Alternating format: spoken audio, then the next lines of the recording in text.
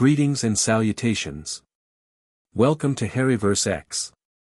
We are thrilled to present today's story. What if Wednesday trained Harry in dark magic from age 2 and Hogwarts feared the boy who lived? If these stories bring joy to your day, please consider liking and subscribing. Every bit of support helps us continue this passion project. Now, prepare yourself for an amazing tale. Chapter 1, The Boy Who Learned. Again, Wednesday said, her voice calm but firm. 9-year-old Harry Potter closed his eyes, took a deep breath, and focused on the energy pulsing through his small frame. The cold stone floor beneath his bare feet anchored him as the candles around the ritual circle flickered in response to his concentration. Remember, magic flows from intent, not just words, Wednesday reminded him, her long black braids perfectly still as she observed her student. The incantation is merely a focus for what already exists within you. Harry nodded, the lightning scar on his forehead seeming to tingle as he gathered his power. The symbols drawn in chalk around him began to glow faintly blue. He raised his hands, palms facing each other about 6 inches apart, and whispered words in a language far older than Latin. Between his palms, darkness gathered. Not the absence of light, but something more tangible, shadows that moved with purpose. The darkness coalesced, spinning faster until it formed a perfect sphere hovering between his hands. Now, Wednesday instructed. Give it purpose. Harry's green eyes snapped open, bright with concentration. Seek, he commanded the shadow orb. The sphere pulsed once, then shot across the ritual room, weaving around furniture and artifacts before stopping abruptly at an ancient wooden chest in the corner. It hovered there, waiting. Wednesday's lips curved into the barest hint of a smile. Perfect. She approached the chest, opening it to reveal an old silver locket nestled among various magical trinkets. Your seeking shadow found exactly what was hidden. Your control is improving. Harry beamed, the serious expression he'd maintained during the ritual breaking into a wide grin. Can I try finding something farther away next time? Maybe something in the greenhouse. Soon, Wednesday promised. But first, banish your creation properly. With a nod, Harry extended his hand toward the shadow sphere. Return, he commanded, and the darkness streamed back toward him like smoke drawn to a vacuum, dissipating as it reached his palm. Good, Wednesday said, placing a cool hand on his shoulder. That's enough for today. Go help Lurch with dinner preparation. I believe he's making your favorite blood pudding. As Harry scampered out of the ritual room, Wednesday Addams watched him go with a mixture of pride and contemplative assessment. 7 years had passed since she'd found him, and still, she sometimes wondered if she'd made the right choice that night. The memory surfaced with perfect clarity. Wednesday Addams had been in Britain researching ancient burial sites when she felt it, a magical disturbance so powerful it rippled across the country like a shock wave. Any witch or wizard with sufficient sensitivity would have felt it, but Wednesday's connection to death magic made her particularly attuned to its signature. Something catastrophic had occurred. Something involving powerful magic, death, and, most intriguingly, survival. She apparat to the source, finding herself on the edge of a small village. Godric's Hollow. The magical residue led her to a partially destroyed cottage, where the front wall had been blasted outward as if from an explosion within. Moving silently through the rubble, Wednesday first encountered the body of a man, young, black-haired, his face frozen in an expression of desperate determination. James Potter. She recognized him from wizarding newspapers during the war. A skilled orator and known opponent of the self-styled Dark Lord. Continuing upstairs, following the trail of the most potent magic, she found a nursery in ruins. A red-haired woman lay crumpled before an intact crib, her body positioned as if she'd been the last barrier between whatever had happened and, a baby boy sat in the crib, awake and oddly quiet, a lightning-shaped cut fresh on his forehead. Blood trickled down his face, but he wasn't crying. He simply watched Wednesday with bright green eyes that seemed too aware for a child his age. What caught Wednesday's attention wasn't just the child's strange composure, but the magical aura surrounding him. She approached slowly, her pale hand reaching out to touch the air near the boy. She could feel it, death magic of the highest order had been performed here, and somehow, it had rebounded. But there was something else. Her eyes narrowed as she focused on the fresh wound. Fascinating, she whispered. A Horcrux fragment, yet incomplete. The ritual was interrupted. The baby tilted his head, studying her with uncanny focus. Wednesday made her decision in that moment. This child had survived the killing curse, that much was evident from the magical signature in the room. More importantly, he now carried within him a fragment of enormous magical potential. In the hands of those who feared such magic, who would try to suppress it or manipulate it. She heard a motorcycle in the distance. Someone else was coming, likely Dumbledore's people. The old wizard would never understand what this child needed, what he could become. "Hello, Harry Potter," Wednesday said softly, reaching into the crib. "I believe you're coming with me." The child didn't resist as she lifted him. If anything, he seemed to settle comfortably in her arms, his small hand grasping one of her braids. By the time Hagrid arrived at the ruined cottage, there was no sign of the boy who lived. "Aunt Wednesday."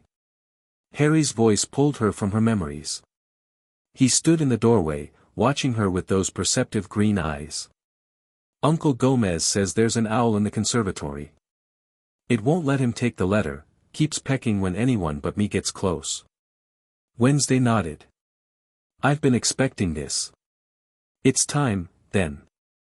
They walked together through the sprawling Adams mansion, past suits of armor that turned their helmets to follow them, portraits of ancestors who called out greetings, and various supernatural creatures that had found sanctuary with the family over the years.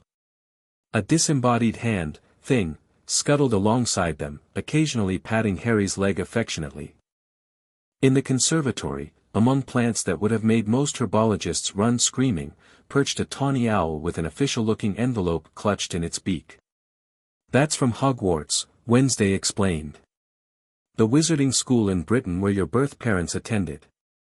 Harry approached the owl, which immediately extended the letter to him. He took it gently, noting the wax seal bearing the Hogwarts crest before breaking it open. "Dear Mr. Potter," he read aloud. "We are pleased to inform you that you have been accepted at Hogwarts School of Witchcraft and Wizardry." He looked up at Wednesday. "But I already have the best teacher. Why would I need to go to a school?" Wednesday sat on a stone bench beside a plant that appeared to be digesting something small and furry. "There are many types of magic in this world, Harry.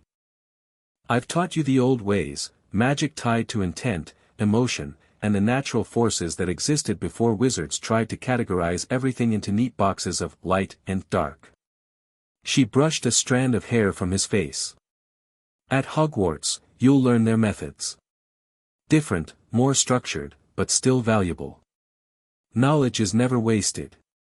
Besides," she added with a small smirk, "your attendance will cause quite a stir, which I admit I find rather appealing." Harry grinned. He knew that look. Wednesday enjoyed disrupting established systems almost as much as she enjoyed teaching him forbidden rituals. "Will they be afraid of me because of how I defeated Voldemort as a baby?" "They'll be terrified of you because you were raised by me," Wednesday replied simply. "The wizarding world has opinions about the Addams family's approach to magic." "Their loss," Harry shrugged. "So I'll go to Hogwarts, learn their magic too, and then come home for holidays?"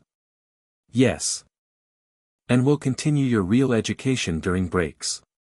Wednesday stood. "We should respond immediately.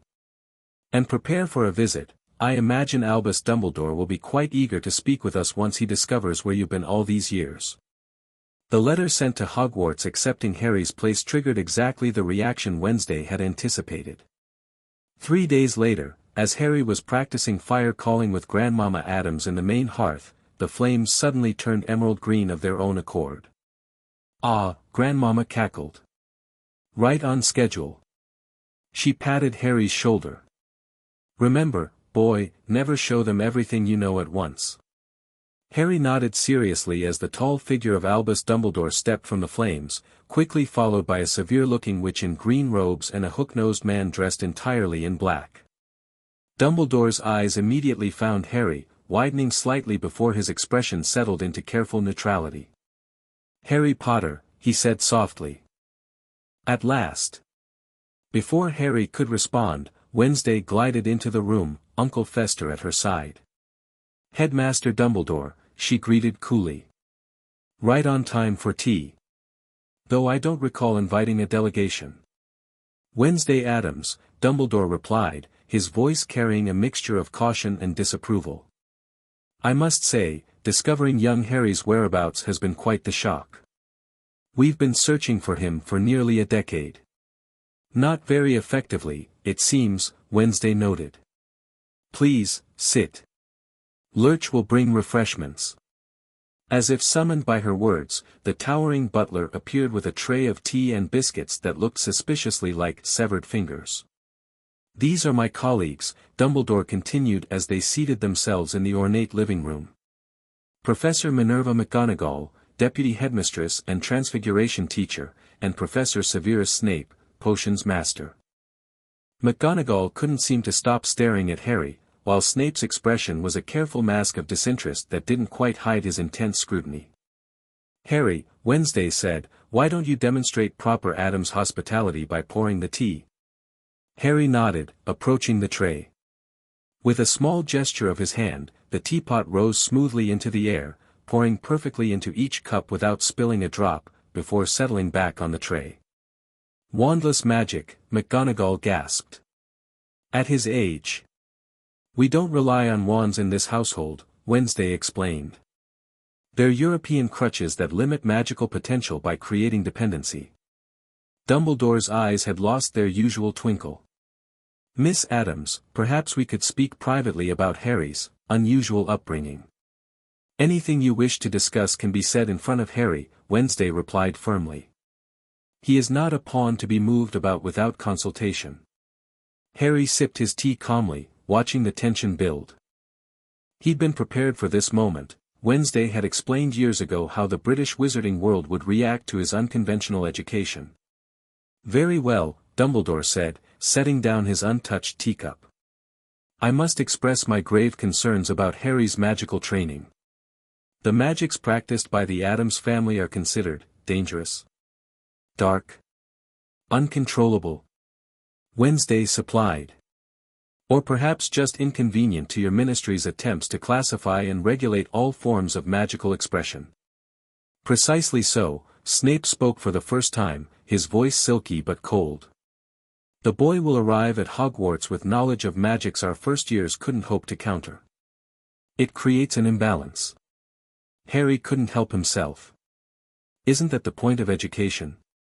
To create balance by teaching everyone, not by keeping knowledge from those who already have it." McGonagall's lips twitched in what might have been the beginning of a smile. "The boy has a point, Severus. The issue, Mr. Potter," Dumbledore said gently, "is that some magics are restricted for good reason.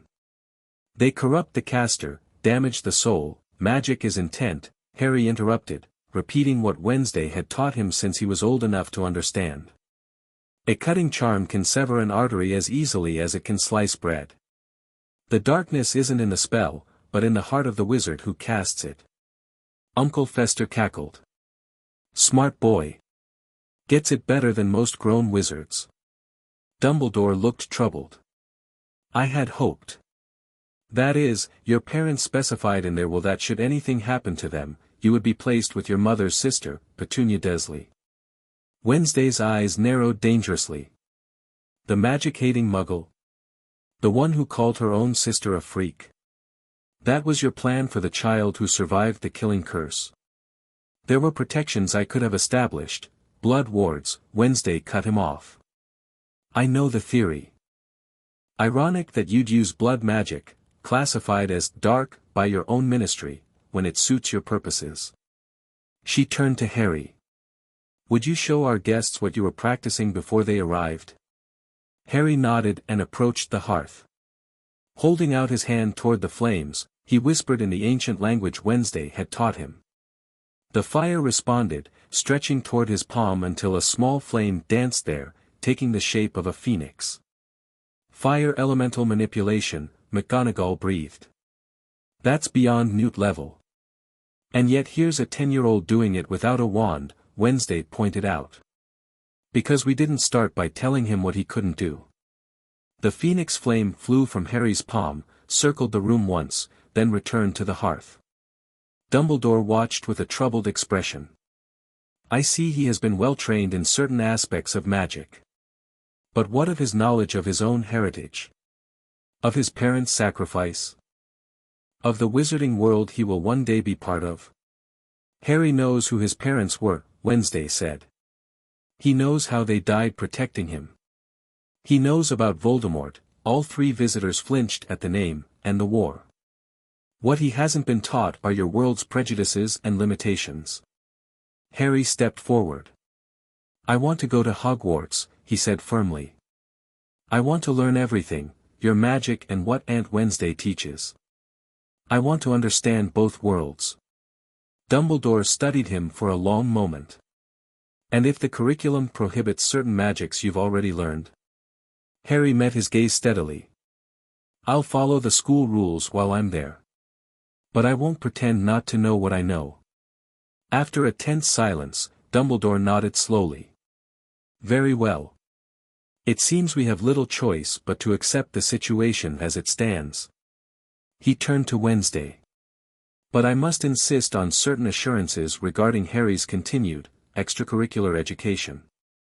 And I must insist that you remember he is not your possession to control, Wednesday countered. Harry will attend Hogwarts as any student would, with the same rights and responsibilities. His activities during school breaks are not subject to your approval.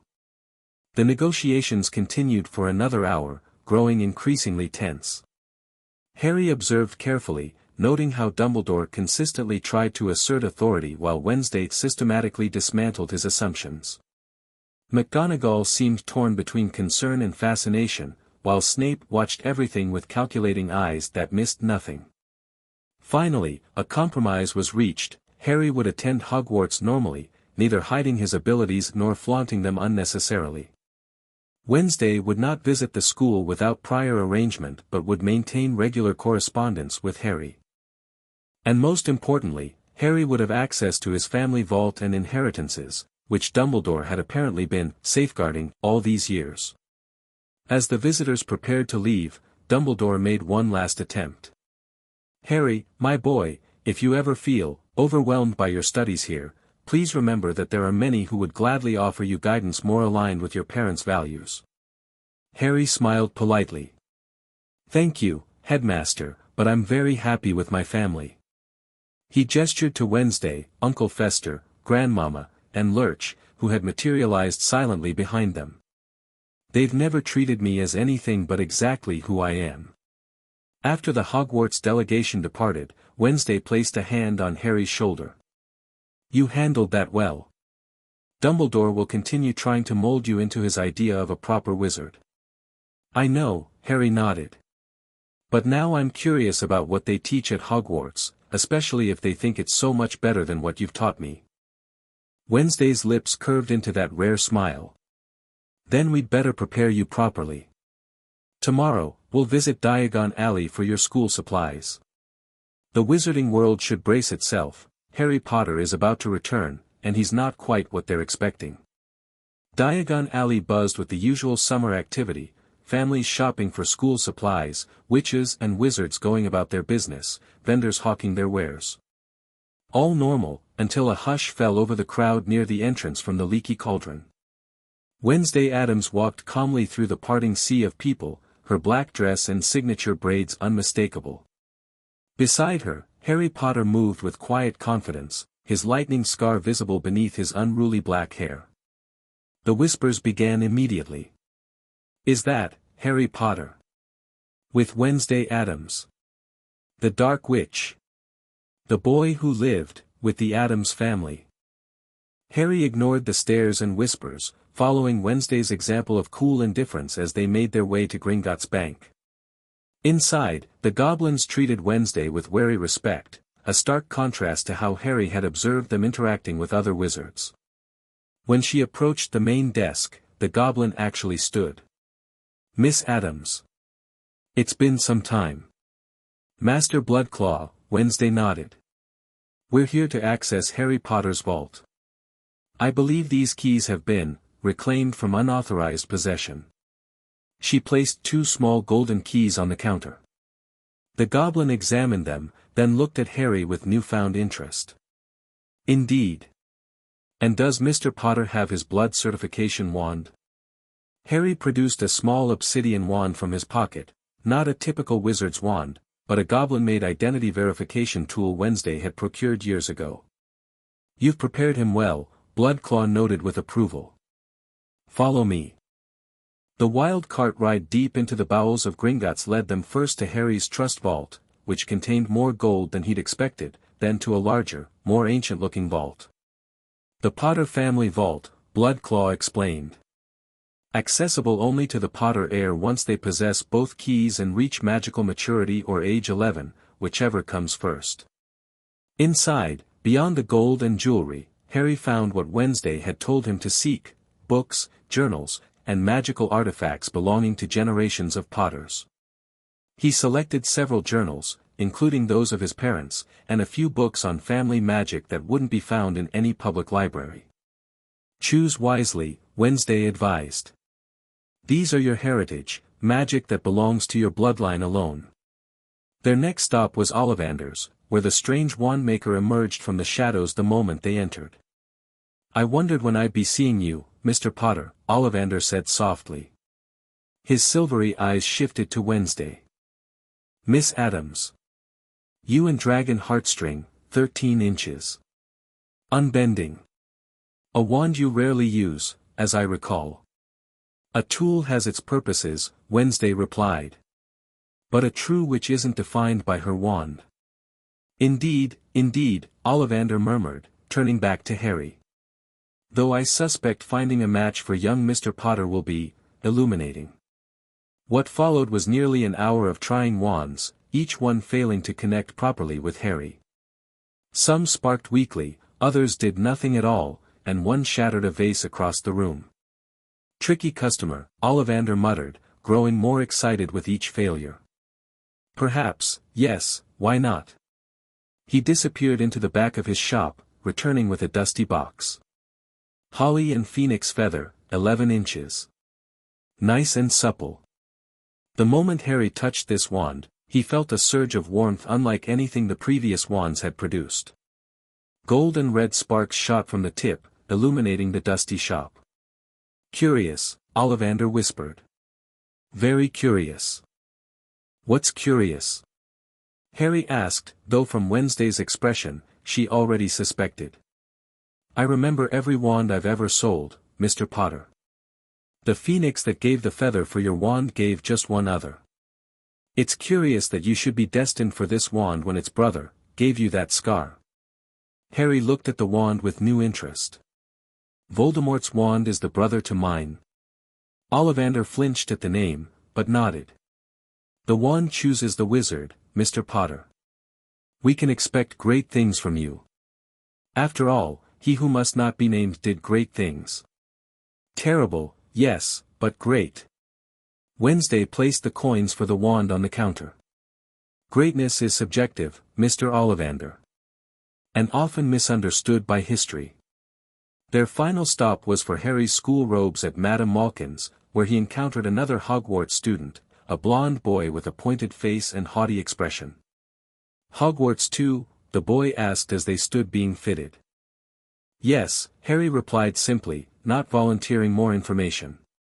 "My father's next door buying my books and mother's up the street looking at wands," the boy said in a bored, drawling voice. "Then I'm going to drag them off to look at racing brooms. I don't see why first years can't have their own.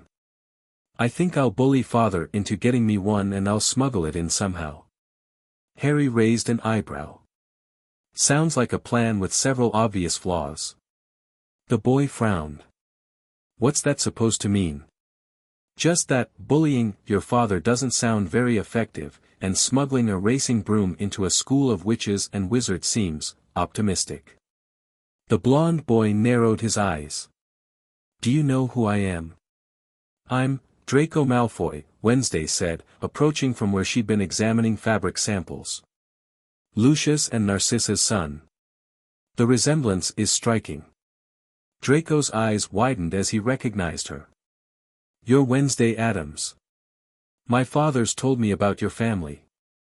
His voice carried both fear and fascination. His gaze darted to Harry, then to his forehead, and his jaw dropped slightly.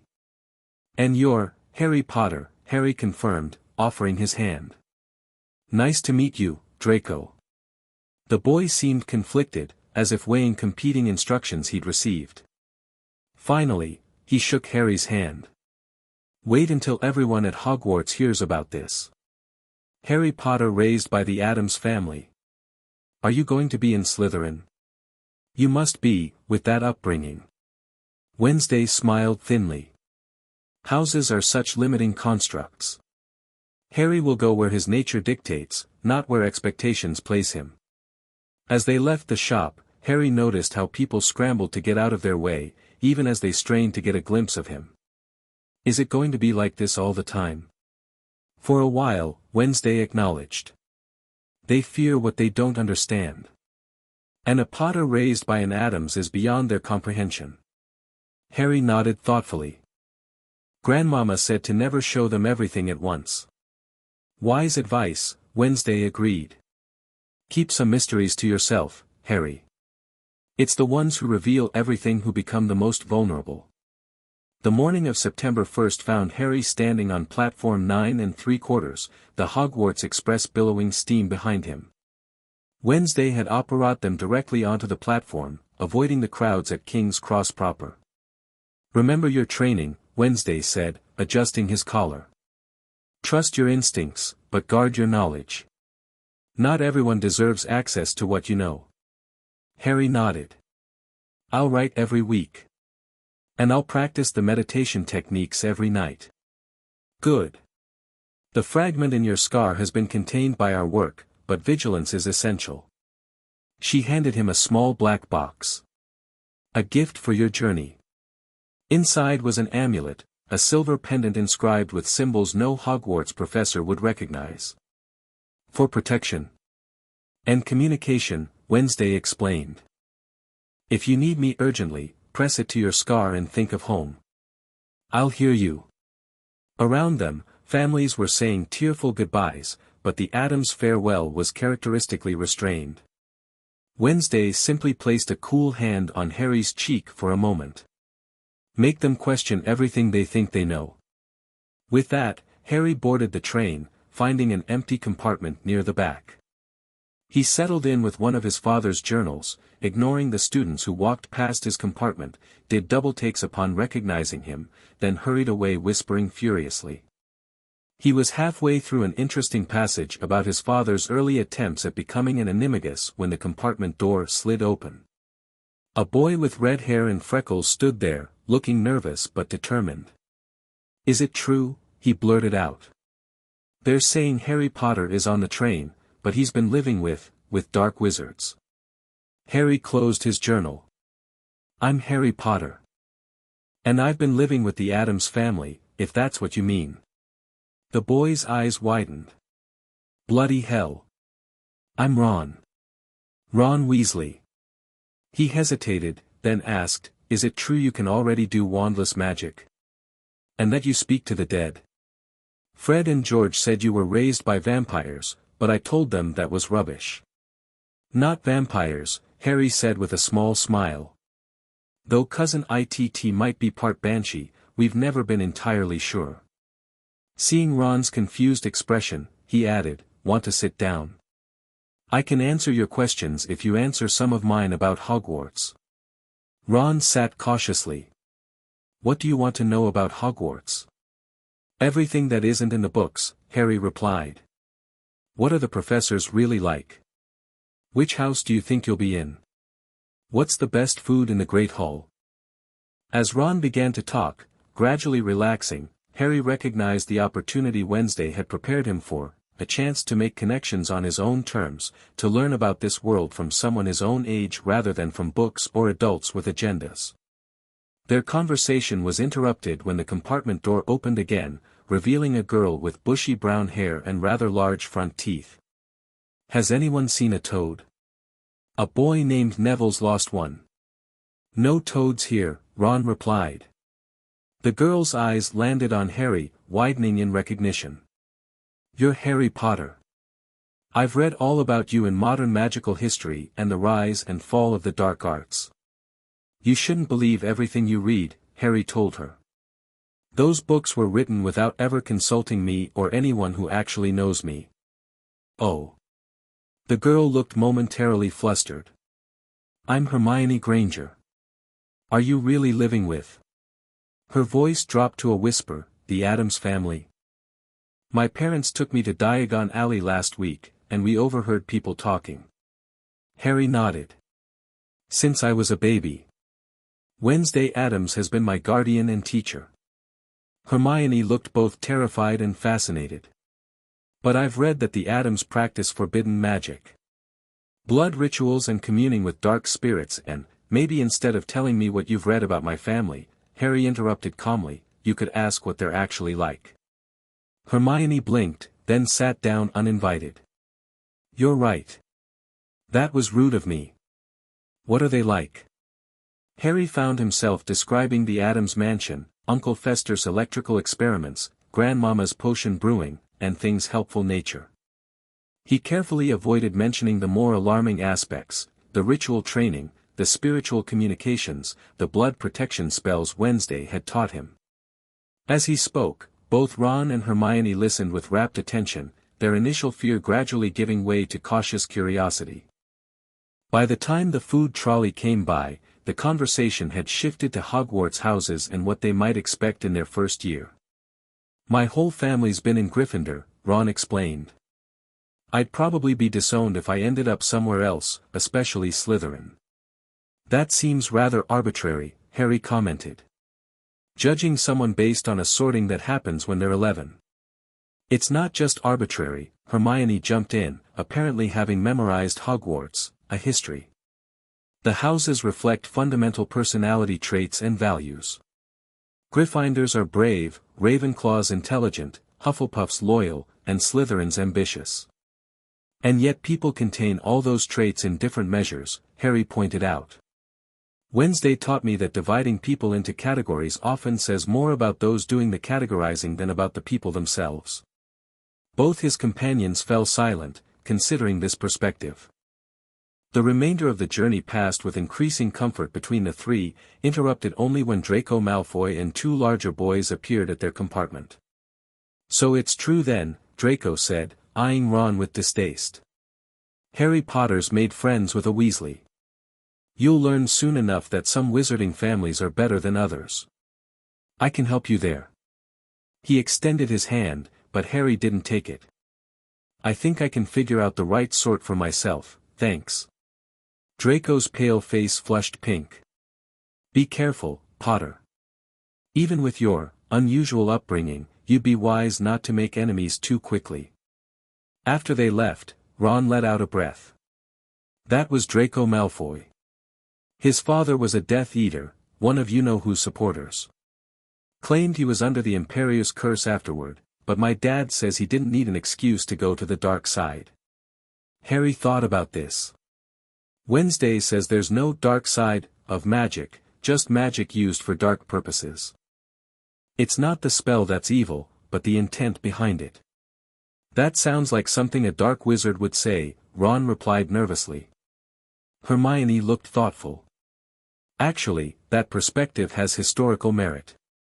The classification of spells as dark largely began in the 1600s as the ministry sought to regulate magical practice. Before that, most magic was judged by its effects rather than its classification. Harry smiled slightly. Perhaps Hogwarts wouldn't be as closed-minded as Wednesday had warned if there were students like Hermione who could think beyond the established dogma. As the first years crossed the lake in small boats, Hogwarts Castle came into view, its windows sparkling against the starry sky. Harry felt a strange connection to the ancient structure, as if the castle itself recognized him. The founders imbued the very stones with sentience, Wednesday had told him. Hogwarts knows its students, especially those with unusual magical signatures. In the entrance hall, Professor McGonagall explained the sorting procedure, her eyes lingering on Harry for a moment longer than the others. The first years whispered nervously among themselves, many still stealing glances at Harry. "Is it true what they're saying?" a sandy-haired boy asked. "That you can already do seventh-year spells?" Before Harry could answer, the ghosts arrived, floating through the walls and discussing Peeves the poltergeist. Upon noticing the first years, one ghost in particular, a man in tights with a ruff, drifted toward Harry. "Good heavens," the ghost said. "It can't be, a child with the aura of..." "No, impossible." Harry recognized the signs of a spirit sensitive to magical signatures. "Hello, sir. I'm Harry Potter." The ghost moved closer, studying him intently. "Yes, but you carry traces of old magic. Ancient practices I haven't sensed in centuries. Almost like..." He stopped abruptly as McGonagall returned. "Move along now," she told the ghosts firmly. "The sorting ceremony is about to start."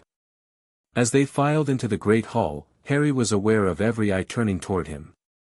The ceiling, enchanted to look like the night sky, sparkled above them as they lined up before the high table where the teachers sat. In front of them, McGonagall placed a four-legged stool with an extremely old, patched wizard's hat. To the surprise of the first years, the hat began to sing, describing the four houses and their qualities. Harry listened with interest as it explained its role in determining where each student belonged. When the sorting began, Harry watched as his new acquaintances were sorted. Hermione went to Gryffindor after nearly a minute with the hat on her head. Malfoy was immediately sorted into Slytherin. Then, finally, Potter, Harry. As Harry stepped forward, whispers filled the hall like hissing snakes. "Potter, did she say? The Harry Potter? I heard he's been living with dark wizards. They say he already knows forbidden magic." Harry sat calmly on the stool as the hat dropped over his eyes, blocking out the staring crowd. Said a small voice in his ear. "Difficult. Very difficult. Plenty of courage, I see. A sharp mind too. There's talent, oh my goodness, yes, and knowledge of magics I haven't encountered in a student so young for centuries. But where to put you? I just want to learn everything I can," Harry thought to the hat. "Everything, eh? Including magic that many here would fear? Interesting. You have great potential, there's no doubt. You could be great, you know, it's all here in your head. Slytherin would help you on the way to greatness, no doubt about that." Harry considered this. "Greatness isn't really my goal. Understanding is." "Ah. Then perhaps, Ravenclaw," the hat shouted the last word to the entire hall.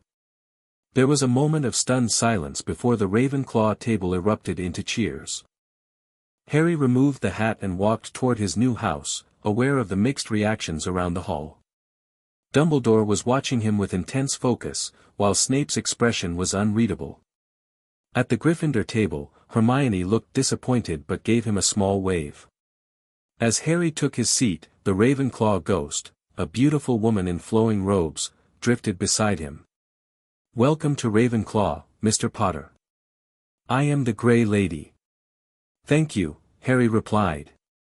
"I look forward to learning from Ravenclaw's wisdom." The ghost studied him with knowing eyes. "You bring knowledge already, knowledge that hasn't walked these halls in many generations. Use it wisely." The remainder of the sorting placed Ron in Gryffindor as expected, and finally, Dumbledore stood to address the school. After a few odd words, nitwit, blubber, oddment, tweak, food appeared on the golden plates, and the feast began. Harry found himself bombarded with questions from his new housemates. Older students wanted to know about his upbringing, his magical education, and whether the rumors about the Addams family were true. He answered carefully, neither confirming nor denying the more outlandish claims. "Is it true you can speak to the dead?" asked a pretty Asian girl who introduced herself as Cho Chang, a second year. "The dead are always speaking," Harry replied cryptically, something Wednesday would have approved of. Few bother to listen. As the meal progressed, Harry observed the teacher's table. Dumbledore was deep in conversation with McGonagall, both occasionally glancing his way. A nervous-looking man in a purple turban was speaking with Snape, and as Harry watched them, a sharp pain suddenly shot through his scar. Harry's hand instinctively went to his forehead, fingers brushing against the amulet Wednesday had given him, which hung beneath his robes. The pain subsided immediately. "That's Professor Quirrell," an older student explained, noticing Harry's attention. "Teaches defense against the dark arts. And the one next to him is Professor Snape, Potions Master. He's head of Slytherin and not fond of other houses, especially Gryffindor." After dessert, Dumbledore gave a few start-of-term notices, including a warning about the third-floor corridor on the right-hand side being out of bounds, to everyone who does not wish to die a very painful death. Harry's eyebrows rose at this. Wednesday had taught him that genuine dangers were rarely announced so theatrically. It was almost as if Dumbledore were baiting curious students. Following the prefects to Ravenclaw Tower, Harry and the other first-years learned that instead of a password, they would need to answer a riddle from the bronze eagle door knocker to enter their common room. "What walks on 4 legs in the morning, 2 legs in the afternoon, and 3 legs in the evening?" the knocker asked. "Man," Harry answered before anyone else could speak. "As an infant, an adult, and in old age with a cane." "Well reasoned," the knocker replied, and the door swung open. The Ravenclaw common room was a wide, circular room with arched windows providing spectacular views of the surrounding mountains. The ceiling was domed and painted with stars, and the walls were hung with blue and bronze silks. Bookcases lined the walls, and comfortable-looking chairs and tables were scattered throughout. "Boys' dormitories upstairs to the right, girls to the left," the prefect explained. "Your belongings have already been brought up." Before heading to bed, Harry paused at one of the windows, looking out at the vast Scottish landscape. He touched the amulet beneath his robes, thinking of Wednesday and the Addams mansion. Tomorrow, his formal magical education would begin, but his real education had started long ago. In the dormitory, he found his trunk beside a 4-poster bed hung with blue curtains. As his roommates settled in, already treating him with a mixture of curiosity and wariness, Harry removed a small, leather-bound book from his trunk. "What's that?" asked Terry Boot, one of his dorm mates. "A journal," Harry replied. "I promised my aunt I'd record my impressions of Hogwarts." He didn't mention that the journal was enchanted to appear as normal diary entries to anyone but him and Wednesday. In reality, it would serve as their secure communication channel, allowing him to detail everything he learned without fear of interception. That night, as the other boys fell asleep, Harry wrote his first entry: "First impressions, Hogwarts recognizes old magic. The ghosts sensed it in me immediately. The castle itself seems aware. Most students afraid of what they don't understand, exactly as you predicted. Sorted into Ravenclaw. The hat saw my desire to understand rather than to achieve greatness. Something strange about Professor Quirrell, my scar reacted to him. The amulet worked perfectly. Dumbledore watching closely. Tomorrow, classes begin. I'll observe and learn their methods while maintaining our practices." The ink sank into the page and disappeared. Moments later, new words formed in Wednesday's distinct handwriting: "Good. Trust your instincts about Quirrell. The fragment in your scar wouldn't react without cause. Learn their magic, but remember, their limitations aren't yours. The stars align for interesting times, Harry Potter. Sleep well." Harry closed the journal, placing it beneath his pillow before lying back. Through the window beside his bed, he could see stars twinkling in the night sky. So different from the view from his room at the Addams mansion, and yet somehow familiar. Like the magic he'd learned from Wednesday, different from what he'd learned here, but fundamentally connected. Tomorrow, Hogwarts would discover what it meant to have Harry Potter, raised by Wednesday Addams, among its students. He smiled slightly at the thought as he drifted off to sleep. Chapter 2, Fear and Fascination. Harry woke before his dorm mates, a habit from years of dawn meditation sessions with Wednesday. The Ravenclaw Tower glowed with early morning light filtering through blue-tinted windows. He slipped from his bed, found a quiet corner of the dormitory, and sat cross-legged on the cool stone floor. Closing his eyes, he began the breathing technique Wednesday had taught him when he was 5. In, hold, out. 7 counts each. Feel the magic flowing through the body's channels, recognize the foreign fragment in the scar, and reinforce the mental barriers around it. What are you doing? Harry opened one eye to see Terry Boot watching him curiously from his bed. Meditation, Harry replied simply. Helps focus magical energy. Terry looked intrigued. Does it work? They don't teach us that here. Every morning since I was 5, Harry said, uncrossing his legs and standing. You're welcome to join me tomorrow if you want. By breakfast time, word had spread that Harry Potter practiced strange rituals before dawn. Half the Ravenclaw table watched him curiously as he calmly buttered his toast. Is it true you can already do Patronus charms? Asked a first-year girl named Lisa Turpin. And that you've memorized 100 dark curses? Added Anthony Goldstein. Harry took a sip of pumpkin juice. I've learned a different magical tradition than what's taught at Hogwarts. Some things might be more advanced, others completely different approaches to the same problems. But the Addams family, Michael Corner lowered his voice, everyone says they practice dark magic. Harry set down his glass. What makes magic dark, Michael? Intent or classification? The question hung in the air, unanswered, as Professor Flitwick approached with their schedules. Mr. Potter, the diminutive charms professor squeaked, a moment of your time after you've finished breakfast, if you please. Harry nodded and finished his meal, aware of the whispers following him as he approached the staff table afterward. Mr. Potter, Professor Flitwick began when they were relatively private, as your head of house, I wanted to welcome you personally to Ravenclaw. Your mother was one of my most gifted students, though she was in Gryffindor. Thank you, Professor. I must also address certain concerns. Professor Dumbledore has informed the staff of your unique upbringing. While we respect magical traditions of all kinds, some of the magic you may have learned is not appropriate for demonstration at Hogwarts. Harry met his gaze steadily. I understand the school has rules, Professor. I don't intend to break them. Flitwick nodded, looking relieved. Excellent. I look forward to seeing your work in charms. Your mother had remarkable talent. Harry's first class was Transfiguration with Professor McGonagall, shared with the Hufflepuffs. As the students filed in, they gave Harry a wide berth, leaving empty seats on either side of him until a Hufflepuff boy with sandy hair reluctantly sat down. I'm Justin Finch Fletchley, he introduced himself nervously. My family's non-magical. Is it true you were raised by, well, people who practice the dark arts? I was raised by the Addams family, Harry replied evenly. They practice old magic, not dark magic. Justin looked unconvinced but didn't move away. Professor McGonagall began the class with a stern warning about the complexity and danger of transfiguration, then amazed the class by transforming her desk into a pig and back again. Today, we'll start with something simpler, she said, distributing matches to each student.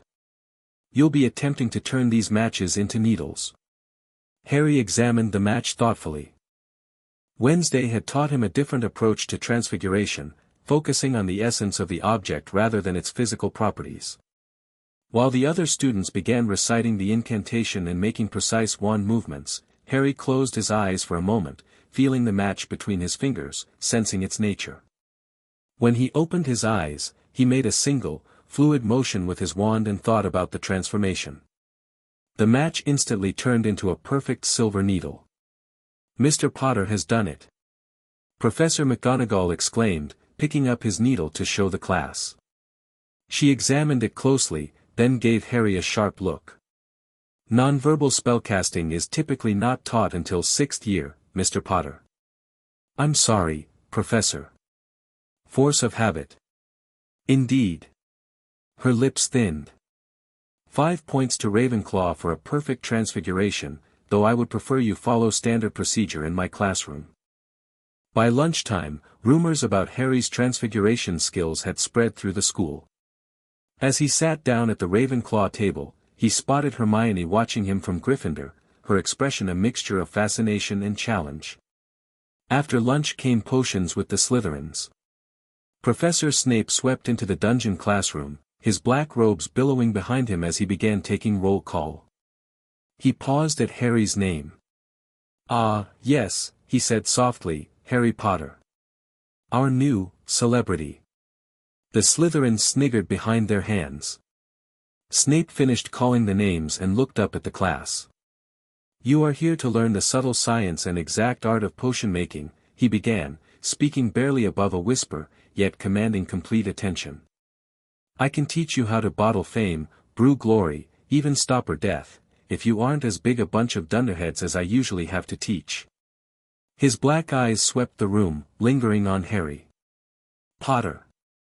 What would I get if I added powdered root of asphodel to an infusion of wormwood?" "Draught of living death, sir," Harry answered promptly. Grandmama Adams had taught him basic potion ingredients when he was 7. Snape's eyes narrowed. "Where would you look if I told you to find a bezoar?" "A bezoar is a stone found in the stomach of a goat, sir. It will protect against most poisons." "What is the difference between monkshood and wolfsbane?" "They're the same plant, sir. Also known as aconite. Useful in various potions, including," Harry stopped himself from mentioning the dark rituals Wednesday had taught him involving aconite. Snape stared at him for a long moment. "Correct," he said finally. "It seems fame isn't everything, after all." The class proceeded with Snape setting them to work mixing a simple potion to cure boils. Harry worked methodically, his movements precise from years of preparing ritual components under Wednesday's exacting standards. When Neville Longbottom's cauldron melted into a twisted blob, sending its contents across the floor, Harry instinctively flicked his hand, creating a barrier that contained the spreading potion. The class fell silent. Harry had just performed wandless magic without a word. 10 points from Ravenclaw for showmanship, Potter, Snape said coldly. "And detention tonight for unauthorized spellcasting in my classroom." "Yes, sir," Harry replied, lowering his hand. The magical barrier dissolved, but the potion had already stopped spreading. After class, a group of Slytherins led by Draco Malfoy cornered Harry in the corridor. "That was impressive, Potter," Malfoy said. "My father told me the Addams family knows magic the Ministries tried to suppress for centuries." "Is that right?" Harry replied noncommittally. "We should talk," Malfoy continued, lowering his voice. "Some of us appreciate the old ways. The real magic, not the watered-down spells they teach here." Harry studied him. "I'm open to talking with anyone interested in magic, Draco.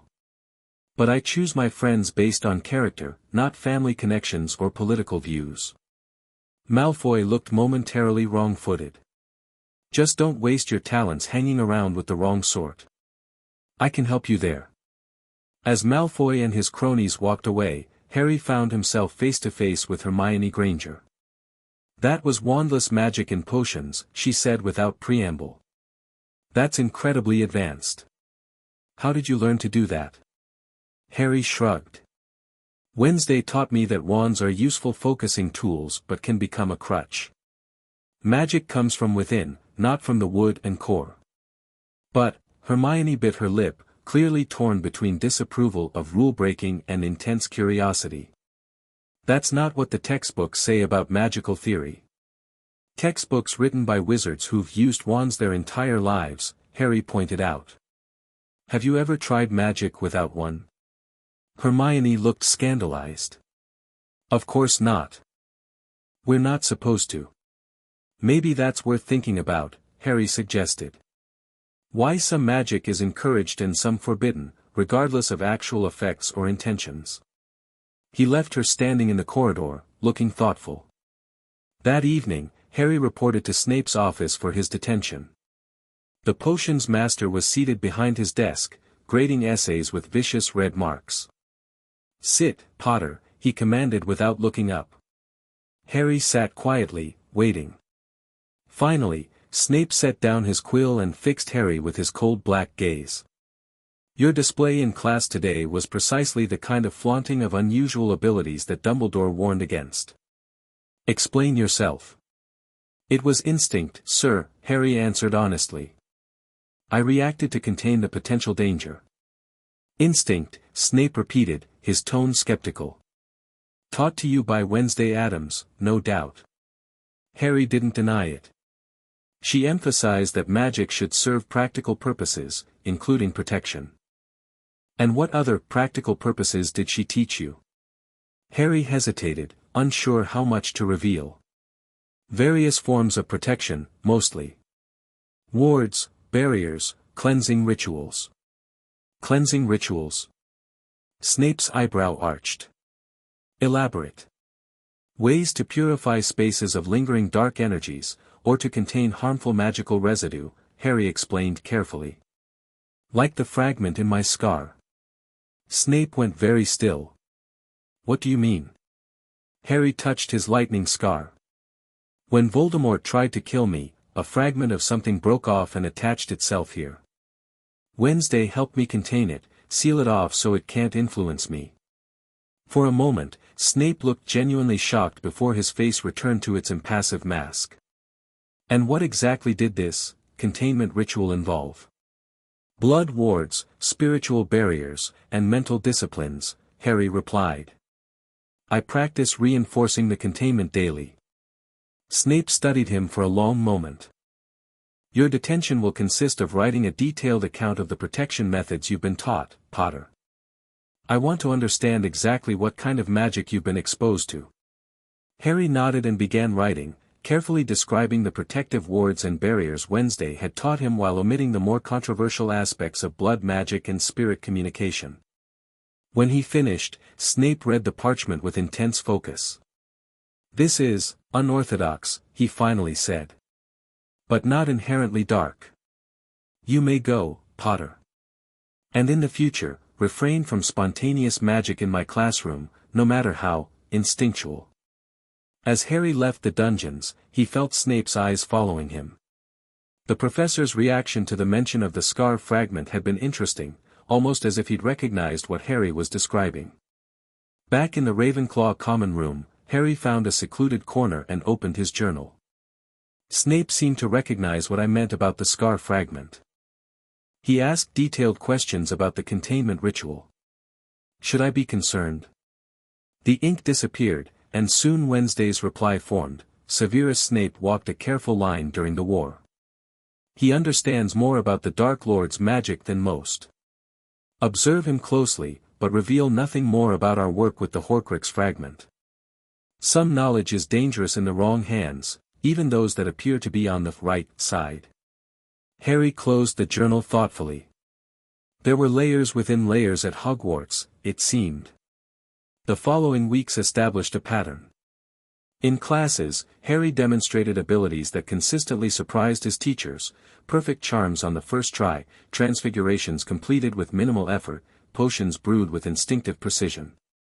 He was careful not to show everything he knew, following Grandmama Adams' advice, but even his restrained performances marked him as exceptional. The students' reactions varied wildly. Some avoided him entirely, jumping at the chance to switch seats if he sat near them in class or the Great Hall. Others, particularly Ravenclaws, peppered him with questions about advanced magic. A few, like Draco Malfoy and his Slytherin friends, attempted to cultivate his friendship based on assumptions about his dark upbringing. Hermione Granger, however, took a different approach. She began sitting near him in the library, at first pretending to be focused entirely on her own studies. Gradually, she started asking specific, thoughtful questions about magical theory. "I've been reading about intent-based magic," she said one afternoon, sliding into the chair opposite him. "The books say it's wildly unreliable compared to proper incantations and wand movements." Harry looked up from his Transfiguration essay. "That depends on the wizard's mental discipline. Wednesday says most modern wizards can't perform intent-based magic reliably because they've never developed the necessary focus. Could you teach me?"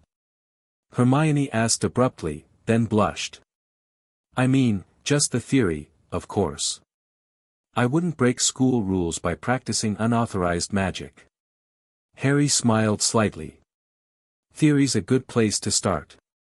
The basic principle is that magic responds to clear intention more than Latin words. The words and wand movements are training wheels, useful for learning but ultimately limiting. But every spellbook emphasizes precise pronunciation and movement," Hermione argued. "They can't all be wrong." "Not wrong, just teaching a specific tradition," Harry explained. "The Addams family preserves older magical practices, from before the International Statute of Secrecy standardized everything." Their discussions continued over the following weeks, with Hermione gradually bringing her extensive textbook knowledge into dialogue with Harry's alternative magical education. Eventually, Ron Weasley began joining them too, initially just to copy Hermione's notes but soon drawn into their debates. "So you're saying I could do spells without saying the words if I practiced enough?" Ron asked skeptically one day. "Anyone can," Harry confirmed. "It's about clearly visualizing the outcome and channeling your magic with intent." Ron frowned, pointing his wand at a quill. He concentrated hard, his face turning red with effort, but the quill didn't move. "You're trying too hard," Harry said. "Relax your mind but focus your intention." After several more attempts, Ron managed to make the quill twitch slightly without speaking. His face lit up. "Bloody hell. Did you see that? 5 points from Gryffindor for language, Mr. Weasley," came Professor McGonagall's voice as she passed their table. She paused, eyeing them suspiciously. "What exactly are you three practicing?" "Just studying transfiguration theory, Professor," Hermione answered quickly. McGonagall's gaze shifted to Harry. "Indeed. See that it remains theoretical, Miss Granger. Some magical experiments are best left for the classroom under proper supervision." As she walked away, Ron whispered, "She thinks you're teaching us dark magic, mate." Harry shrugged. "No such thing as dark magic, just dark intentions." "Try telling that to the Ministry," Ron muttered. That evening, the Hogwarts staff gathered in Dumbledore's office for a meeting that had become a regular occurrence since Harry's arrival, assessing the Potter situation. "He's extraordinarily talented," Flitwick reported. "Performs every charm perfectly on the first attempt, often without speaking the incantation. His theoretical essays show understanding far beyond first-year level." "The same in Transfiguration," McGonagall added. "And I've observed him tutoring other students, Miss Granger and Mr. Weasley in particular, in what appears to be wandless techniques." "Are we certain these teachings are appropriate?" Professor Sprout asked worriedly. "The Addams family has a reputation for unorthodox magic." "I've monitored his work closely," Snape said. "Potter demonstrates advanced knowledge but has so far refrained from anything explicitly forbidden. His understanding of protective magic is particularly comprehensive." Dumbledore steepled his fingers. "And what of his social integration? Has the initial wariness of the student body diminished?" "Somewhat," McGonagall reported. "Miss Granger appears to have overcome her reservations entirely. She and Potter have formed quite the academic partnership. Several Ravenclaws seem comfortable with him now, and Mr. Weasley has cautiously joined their study group. Most Slytherins remain convinced he's a dark wizard in training," Snape added dryly. "Draco Malfoy in particular seems determined to secure Potter's friendship on that basis. The other students still give him a wide berth during meals," Professor Sprout noted. "And Hannah Abbott reported nightmares after watching him communicate with the castle ghosts in their native language." Dumbledore sighed deeply. We must strike a balance between accepting Harry's unique education and ensuring he doesn't inadvertently frighten or corrupt other students with knowledge they're not prepared for. Perhaps, suggested Quirrell, speaking for the first time, his voice quavering as usual, we should limit his extracurricular activities. The B-boy seems to be forming an unauthorized study group. Study groups are encouraged at Hogwarts, Flitwick objected. And Potter has shown restraint in what he shares. I see no reason to intervene as long as no school rules are broken. Dumbledore nodded thoughtfully. We will continue to observe. Severus, please maintain your assessment of Harry's more specialized knowledge. Minerva, keep an eye on these study sessions. And all of you, please report any unusual magic immediately. As the meeting adjourned, Snape lingered behind. There's something you should know, Headmaster, he said once they were alone. Potter is aware of the fragment in his scar. The Adams woman has performed some kind of containment ritual to isolate it. Dumbledore's blue eyes sharpened. What exactly did Harry tell you? That Wednesday Adams helped him contain a fragment left by the Dark Lord, using blood wards and spiritual barriers. He practices reinforcing these barriers daily. Most concerning, Dumbledore murmured. And yet, potentially useful. I had feared the connection might influence the boy, but if it's truly contained. He trailed off, lost in thought. There's more, Snape continued. Potter seems to have an unusually comprehensive understanding of protective magic, wards, barriers, containment spells. Far beyond anything a first year should know. Knowledge that might prove essential, given what we suspect about Voldemort's eventual return, Dumbledore mused. Continue to monitor the situation, Severus. Harry's unusual education may yet prove providential, however concerning its source. As October progressed, Harry settled into life at Hogwarts. His reputation gradually shifted from potentially dangerous dark wizard to unusually talented oddity. The fact that he excelled in all his classes without apparent effort generated resentment from some students but admiration from others, particularly in Ravenclaw, where academic achievement was highly valued. His friendship with Hermione and Ron solidified, despite their different houses. They often studied together in the library, where Harry would explain alternative magical approaches while Hermione connected them to textbook theories and Ron provided practical perspectives. The key to understanding magical creatures, Harry explained one afternoon as they worked on a Care of Magical Creatures essay, is recognizing that many of them perceive magic differently than humans do. What do you mean? Hermione asked, already taking notes. Uncle Fester demonstrated it with a boggart once. Most wizards see boggarts as shapeshifters that become your worst fear. But if you adjust your magical perception, kind of like switching from normal vision to seeing heat signatures, you can see the boggart's true form before it changes. Ron looked intrigued. And what does a boggart really look like? Like smoke with a consciousness, Harry replied. Constantly shifting, but not based on fear, it's just their natural state until they lock onto a mind to mirror. That's not in Fantastic Beasts and Where to Find Them, Hermione said, frowning. Most wizards never see it, Harry explained. They're taught to focus on countering the fear image rather than perceiving the creature's true nature. Their conversation was interrupted by Draco Malfoy, flanked as usual by Crabbe and Goyle. Still hanging around with a mudblood and a blood traitor, Potter, he drawled. I thought someone raised by the Addams family would have better taste. Harry's expression cooled. I warned you before about judging people by the wrong standards, Draco. And I'm warning you, Malfoy shot back, there's a storm coming in the wizarding world. Those who stand with the old families and the old ways will be protected. Those who don't. He glanced meaningfully at Hermione. Ron half rose from his seat, face flushing with anger, but Harry laid a hand on his arm. The old ways, Harry said quietly, have nothing to do with blood purity, Draco. True ancient magic recognizes power and intent, not ancestry. Wednesday taught me that magical ability transcends bloodlines, it's why some Muggleborns are more powerful than purebloods who've weakened their family magic through narrow thinking and limited breeding. Malfoy's pale face flushed pink. You sound like a blood traitor yourself, Potter. No, Harry replied evenly.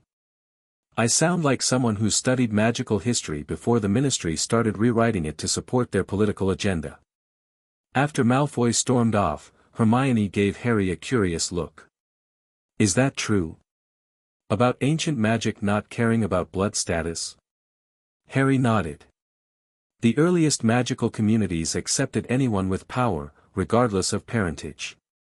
The obsession with blood purity started in the Middle Ages when wealthy magical families wanted to protect their positions against talented newcomers. How do you know all this stuff? Ron asked. It's not in any of our textbooks. The Addams Family Library has books dating back centuries, Harry explained. Wednesday believes in understanding the complete history of magic, not just the officially approved version. As Halloween approached, Harry grew quieter. His classmates attributed it to the upcoming anniversary of his parents' deaths, but there was another reason for his preoccupation. According to Wednesday, the veil between worlds thinned at Samhain, making it an ideal time for certain types of magic, including communing with the dead. The night before Halloween, Harry wrote in his journal, "Tomorrow marks 10 years since their deaths. Would it be possible to speak with them during the thinning of the veil?" Wednesday's reply came quickly, "Possible, yes. Advisable, no. True necromancy requires preparation you haven't completed, and Hogwarts wards would interfere with the ritual. More importantly, spirits called back unwillingly often return changed, angry. Your parents past protecting you, forcing them back could disrupt their peace.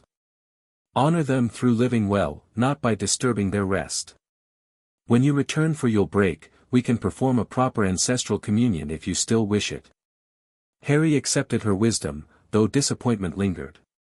Instead, he decided to honor his parents in a different way, by excelling in the classes they had loved. According to Professor Flitwick, Lily Potter had been gifted in charms, while Professor McGonagall occasionally mentioned James Potter's talent in transfiguration. On Halloween morning, he woke early for his meditation ritual, focusing on strengthening not only the barriers around his scar but also his connection to his own magical core, the technique Wednesday had taught him for centering himself during emotionally difficult times. Charms class that day featured the levitation charm, which Harry performed perfectly on his first attempt. Professor Flitwick beamed at him. "Just like your mother. Lily got this on her first try as well." The Halloween feast that evening was spectacular, with floating pumpkins, live bats, and tables groaning with food. Harry sat at the Ravenclaw table, quieter than usual as he thought about what this night meant 10 years ago. The cheerful atmosphere felt discordant with his mood. His reflections were interrupted when Professor Quirrell burst into the hall, turban askew and terror on his face. "Troll," he gasped. "In the dungeons, thought you ought to know." He then collapsed in a dead faint. As panic erupted, Dumbledore called for silence and ordered prefects to lead their houses back to dormitories. As the Ravenclaws lined up to leave, Harry overheard Parvati Patil telling another Gryffindor that Hermione was crying in the girls' bathroom and didn't know about the troll. Without hesitation, Harry slipped away from his housemates. He found Ron already heading toward the bathroom, apparently having had the same thought. "She doesn't know," Ron said when he spotted Harry. "Let's go," Harry nodded, and they hurried down the corridor. They were turning a corner when they smelled it, a foul odor of old socks and unwashed toilets. Then they heard it, a low grunting and the shuffling of enormous feet. The troll was leaving the dungeons, dragging a massive wooden club along the floor. "It's going into the girls' bathroom," Harry whispered as they watched the troll's huge silhouette disappear through a doorway. A terrified scream confirmed their worst fears. "Hermione," they shouted together, rushing forward. The bathroom was a scene of chaos. Hermione was shrinking against the wall opposite, looking ready to faint as the troll advanced on her, knocking sinks off the walls as it went. "Confuse it," Harry said to Ron, grabbing a tap and throwing it against the wall. The troll stopped, blinking stupidly, then turned toward Harry, giving Hermione a chance to run. But she remained frozen in terror. Ron threw a metal pipe, hitting the troll's shoulder. The creature turned toward him instead, giving Harry precious seconds to act. Drawing on Wednesday's teachings about elemental alignment, Harry focused his magic. Instead of casting a spell at the troll, he directed his power toward the water now flooding from the broken sinks. The puddles on the floor began to ripple and then rise, forming into tendrils that snaked around the troll's legs. The water solidified into ice, anchoring the troll in place. It roared in confusion, swinging its club wildly but unable to move its lower body. "Ron!" Harry shouted. "The club. Use Wingardium Leviosa." Ron, wide-eyed at Harry's display of elemental magic, pointed his wand at the troll's club. Wingardium Leviosa. The club flew out of the troll's hand, rising high into the air, then dropped with a sickening crack onto its owner's head. The troll swayed, then fell forward, crashing to the floor with such force that the whole room trembled. Hermione was the first to speak. "Is it dead?" "Just knocked out, I think," Harry replied, approaching cautiously. He examined his ice bonds, which were already beginning to crack under the troll's weight. "This won't hold it for long." Suddenly, the bathroom door slammed open as Professors McGonagall, Snape, and Quirrell arrived. Quirrell took one look at the troll, whimpered, and sat quickly on a toilet. Snape bent over the troll, but McGonagall was looking at Harry and Ron with cold fury. "What on earth were you thinking?" she demanded. "You could have been killed. Why aren't you in your dormitories?" Snape gave Harry a piercing look, his eyes moving from the ice still wrapped around the troll's legs to Harry's calm face. "Please, Professor McGonagall, they were looking for me." Everyone turned to Hermione, who had finally found her voice. "I went looking for the troll because I thought I could deal with it on my own. I've read all about them, you see. If Harry and Ron hadn't found me, I'd be dead now." It was such an unlikely story coming from rule-abiding Hermione that Ron dropped his wand in surprise. Harry kept his expression neutral. "That still doesn't explain the ice, Miss Granger," Snape said silkily. Hermione faltered. "The ice? An unusual form of magic for first-year students," Snape continued, his black eyes fixed on Harry. "Elemental manipulation without a specific incantation." Harry met his gaze steadily. "I reacted instinctively, sir. The water was already there from the broken sinks." "Instinct again, Potter." Snape's voice dripped with skepticism. Professor McGonagall interrupted. "While Mr. Potter's methods may be unorthodox, the fact remains that these students tackled a mountain troll and lived to tell the tale. Not many first years could have done that. 5 points will be taken from Gryffindor for Miss Granger's serious lack of judgment, and 5 points each will be awarded to Gryffindor and Ravenclaw for sheer dumb luck." As they left the bathroom, Harry noticed Snape limping slightly, a tear in his robes revealing a bloody gash on his leg. The professor caught Harry looking and quickly covered the wound, his expression darkening. Later that night, safe in Ravenclaw Tower, Harry wrote to Wednesday, "Interesting Halloween. Mountain troll in the castle, used the water-to-ice technique to immobilize it while Ron knocked it out with its own club. Snape was suspicious of elemental manipulation, called it unusual. More interestingly, Snape had a fresh leg wound tonight. Looked like a bite. Something's happening in the castle beyond a random troll attack." Wednesday's reply was immediate: "Mountain trolls don't enter human dwellings without compulsion. Someone brought it in, a diversion, perhaps." The leg wound suggests Snape encountered another guardian. The third-floor corridor Dumbledore warned about may contain something worth such elaborate protection. Research Nicholas Flamel, an old alchemist with connections to Dumbledore. His most famous creation would be worth extraordinary measures to protect. Harry stared at the fading words, curiosity ignited. What could be hidden in Hogwarts that required both Dumbledore's public warning and a mountain troll as a diversion? The following weeks brought a shift in Harry's relationships at Hogwarts. The troll incident had solidified his friendship with Hermione and Ron, who now treated him with comfortable familiarity rather than wary fascination.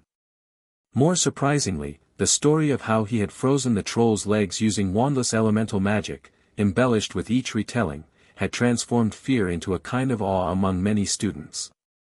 "Can you really control ice?" a second-year Hufflepuff asked breathlessly when she caught Harry alone in the library. "Not control exactly," Harry explained patiently. "It's about understanding the nature of water and guiding its transition to ice through magical intent." The girl looked disappointed. "So you can't freeze people who annoy you?"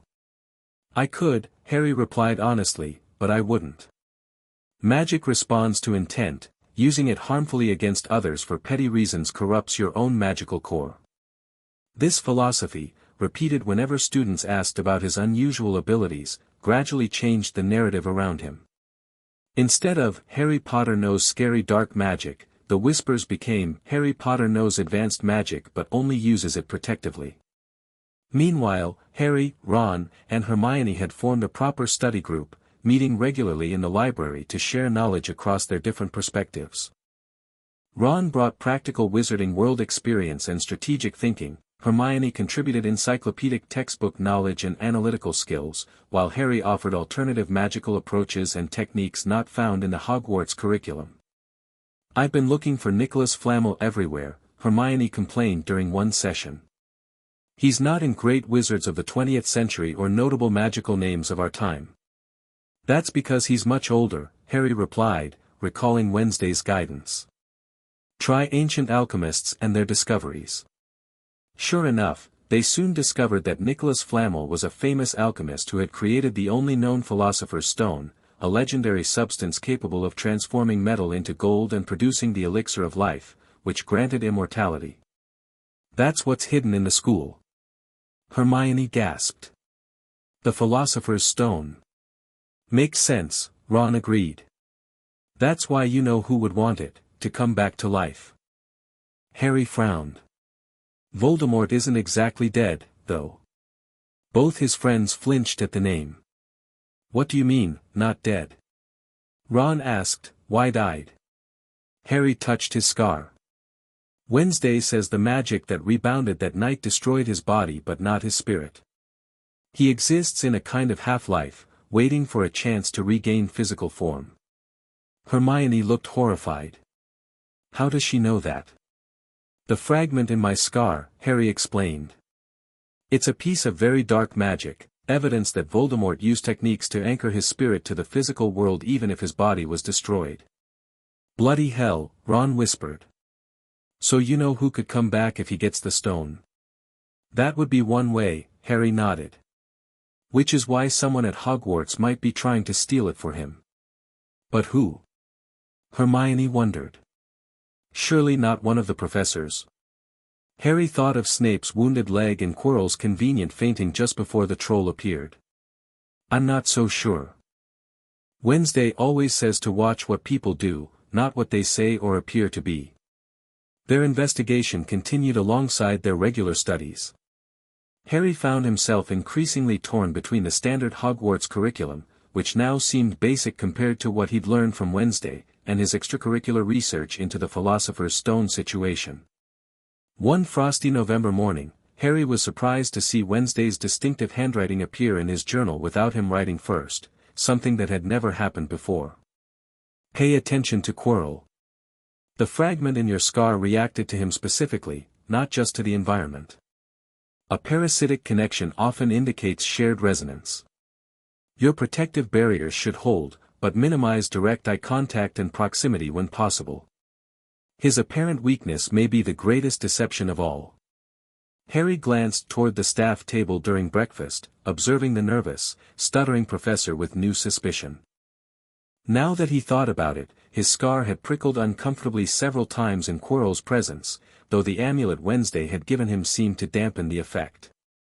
As the weather grew colder, Quidditch season began.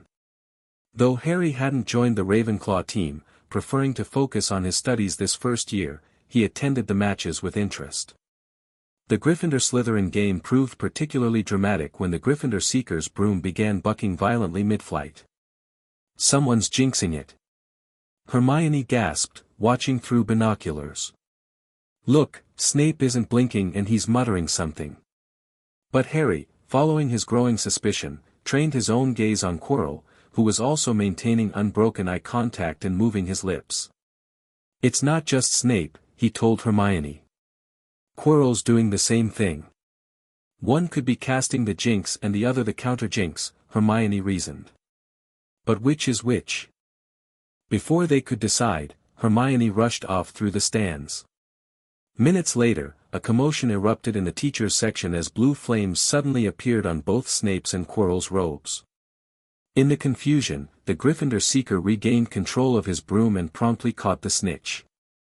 I couldn't tell which one was really jinxing it, Hermione explained afterward. So I set fire to both their robes. Harry couldn't help but laugh. Practical solution. Maybe some of my Adams education is rubbing off on you after all. Don't be ridiculous, Hermione huffed, but she was smiling too. As Christmas approached, most students prepared to return home for the holidays. Harry had already arranged to spend the break at the Adams mansion, where Wednesday had promised to continue his more specialized education.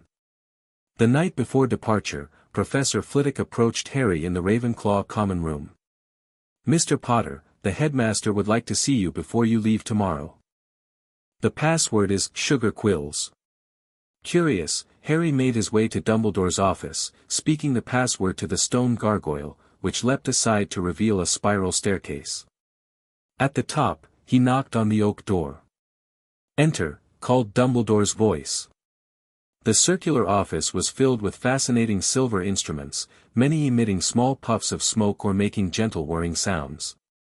Portraits of past headmasters adorned the walls, most pretending to sleep but clearly watching through barely closed eyes.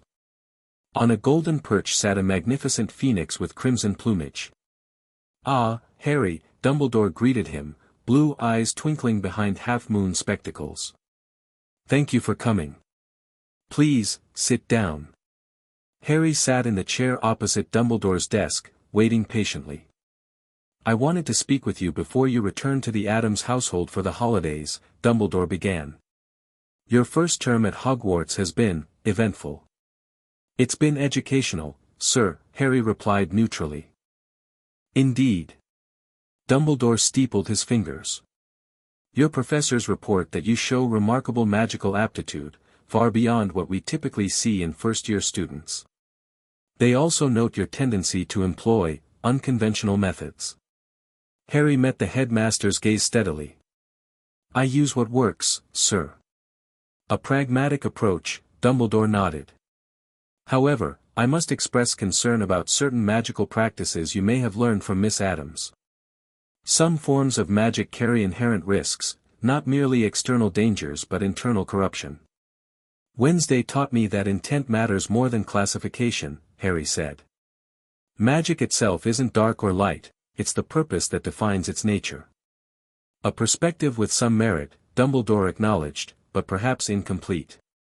Some magic requires harmful intent to function, blood sacrifice, soul manipulation, certain forms of necromancy. These magics damage the practitioner regardless of noble intentions. "With respect, sir," Harry replied carefully, "Wednesday taught me to understand all forms of magic, but to use only those that align with my own moral compass. Knowledge isn't the same as practice." "A wise distinction," Dumbledore conceded. "Still, I would be remiss in my duty if I didn't caution a young wizard of your talents and unique background. Power, Harry, can be seductive, especially power that offers shortcuts to ambitious goals." Harry considered this.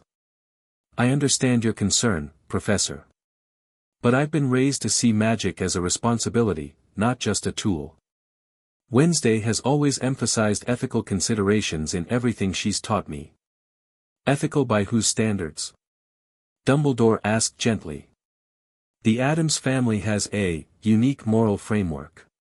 One that values honesty, loyalty, and protection of family above all," Harry countered. "Their methods may be unconventional, but their principles are sound." Dumbledore studied him thoughtfully. You speak with conviction beyond your years, Harry. Perhaps Miss Adams has indeed provided wisdom alongside knowledge. He paused. I won't detain you further, but I do have a small gift for you. From a drawer, he produced a shimmering, silvery cloth. This belonged to your father. He left it in my possession before his death. It's time it was returned to you. Harry accepted the fabric, which felt like water woven into material. What is it? An invisibility cloak, Dumbledore explained. Quite rare, and this one is particularly special. It has remained perfectly effective for generations of Potters when most cloaks deteriorate with age. Thank you, sir, Harry said sincerely, running his fingers over the silvery material. A genuine connection to his father. Use it well, Dumbledore advised cryptically. Safe journey tomorrow, Harry. And do remember, Hogwarts will always welcome you back, regardless of other influences in your life. As Harry left the office, cloak tucked carefully under his arm, he reflected on the strange conversation. Dumbledore clearly remained concerned about Wednesday's influence, yet he had returned a powerful magical artifact that most adults would consider too dangerous for a first year. The headmaster was playing a long game, Harry realized. One that involved Harry himself as a central piece, though the exact nature of that game remained unclear. The Hogwarts Express journey back to London passed pleasantly, with Harry sharing a compartment with Hermione and Ron.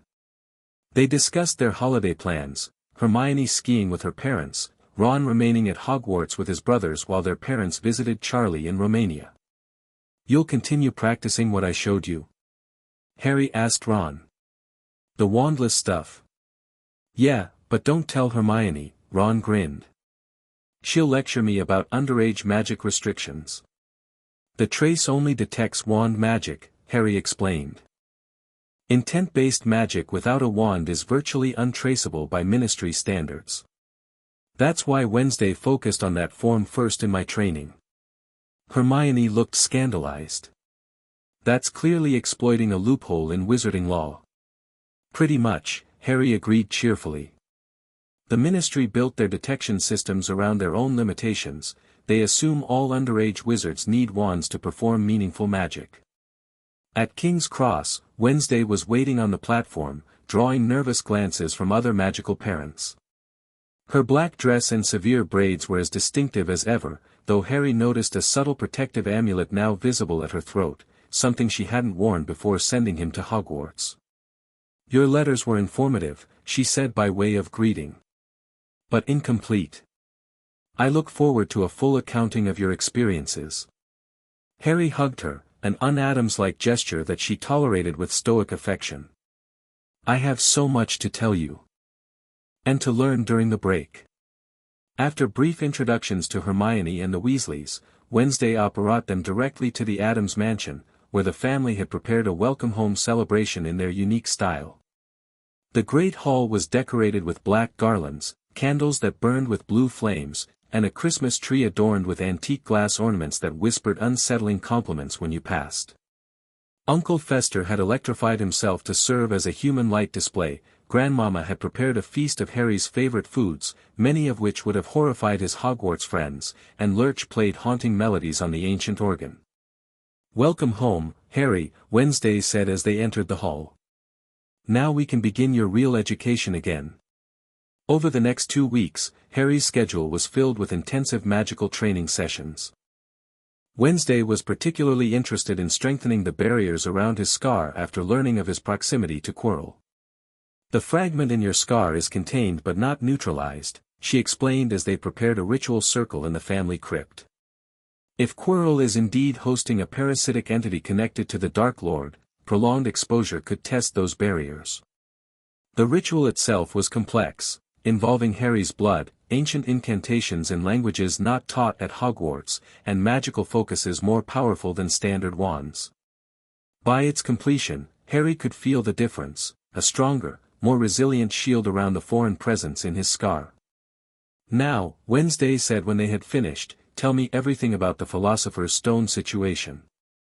Harry explained their discoveries, the suspected connection to Voldemort, and the strange behaviors of both Snape and Quirrell. Flamel entrusted the stone to Dumbledore for safekeeping, Wednesday mused. Logical, given their history. But housing it in a school filled with children seems reckless, even for Dumbledore. Unless he's using it as bait, Harry suggested. To draw out Voldemort or his supporter. Wednesday nodded approvingly. A reasonable theory. Dumbledore often plays elaborate games with multiple contingencies. The question is whether he's considered all possible outcomes, including risk to students. What should I do when I go back? Harry asked. Observe but don't interfere unless absolutely necessary, Wednesday advised. Dumbledore has likely prepared for various scenarios, but he doesn't know exactly what you're capable of. That uncertainty is your advantage. The remainder of the break was devoted to expanding Harry's magical education. Wednesday taught him more advanced protective spells, techniques for seeing through magical illusions, and methods for identifying possessed individuals. The signs of possession are subtle, she explained during one lesson. Micro-expressions that don't match spoken words. Breaks in character when surprised. Small inconsistencies in magical aura, visible only when they're channeling power. On their final evening before his return to Hogwarts, Wednesday presented Harry with a new amulet to replace his current one. This contains stronger protective enchantments, she told him, and a direct connection to me if you face genuine danger. It also masks your magical signature when you're practicing our methods, useful for avoiding unwanted attention. Do you think I'll need it? Harry asked as he placed the amulet around his neck, feeling its magic sync with his own. Wednesday's expression was grave. The stone, the Dark Lord's servant, your scars connection, too many elements are converging. Dumbledore may be orchestrating events for his own purposes, but chaos has its own momentum. Be prepared, Harry, but remember, sometimes watching and learning reveals more than direct intervention. Harry returned to Hogwarts with renewed focus and enhanced abilities. The additional training with Wednesday had sharpened his magical sensitivity, allowing him to detect subtle energy patterns he'd previously missed. The first thing he noticed upon entering the castle was a faint magical disturbance emanating from the third-floor corridor, pulsing energy that suggested powerful protective enchantments under stress. Classes resumed, and Harry continued his careful balance of excelling without revealing everything he could do. His friends noticed a difference in him, though they couldn't quite identify what had changed.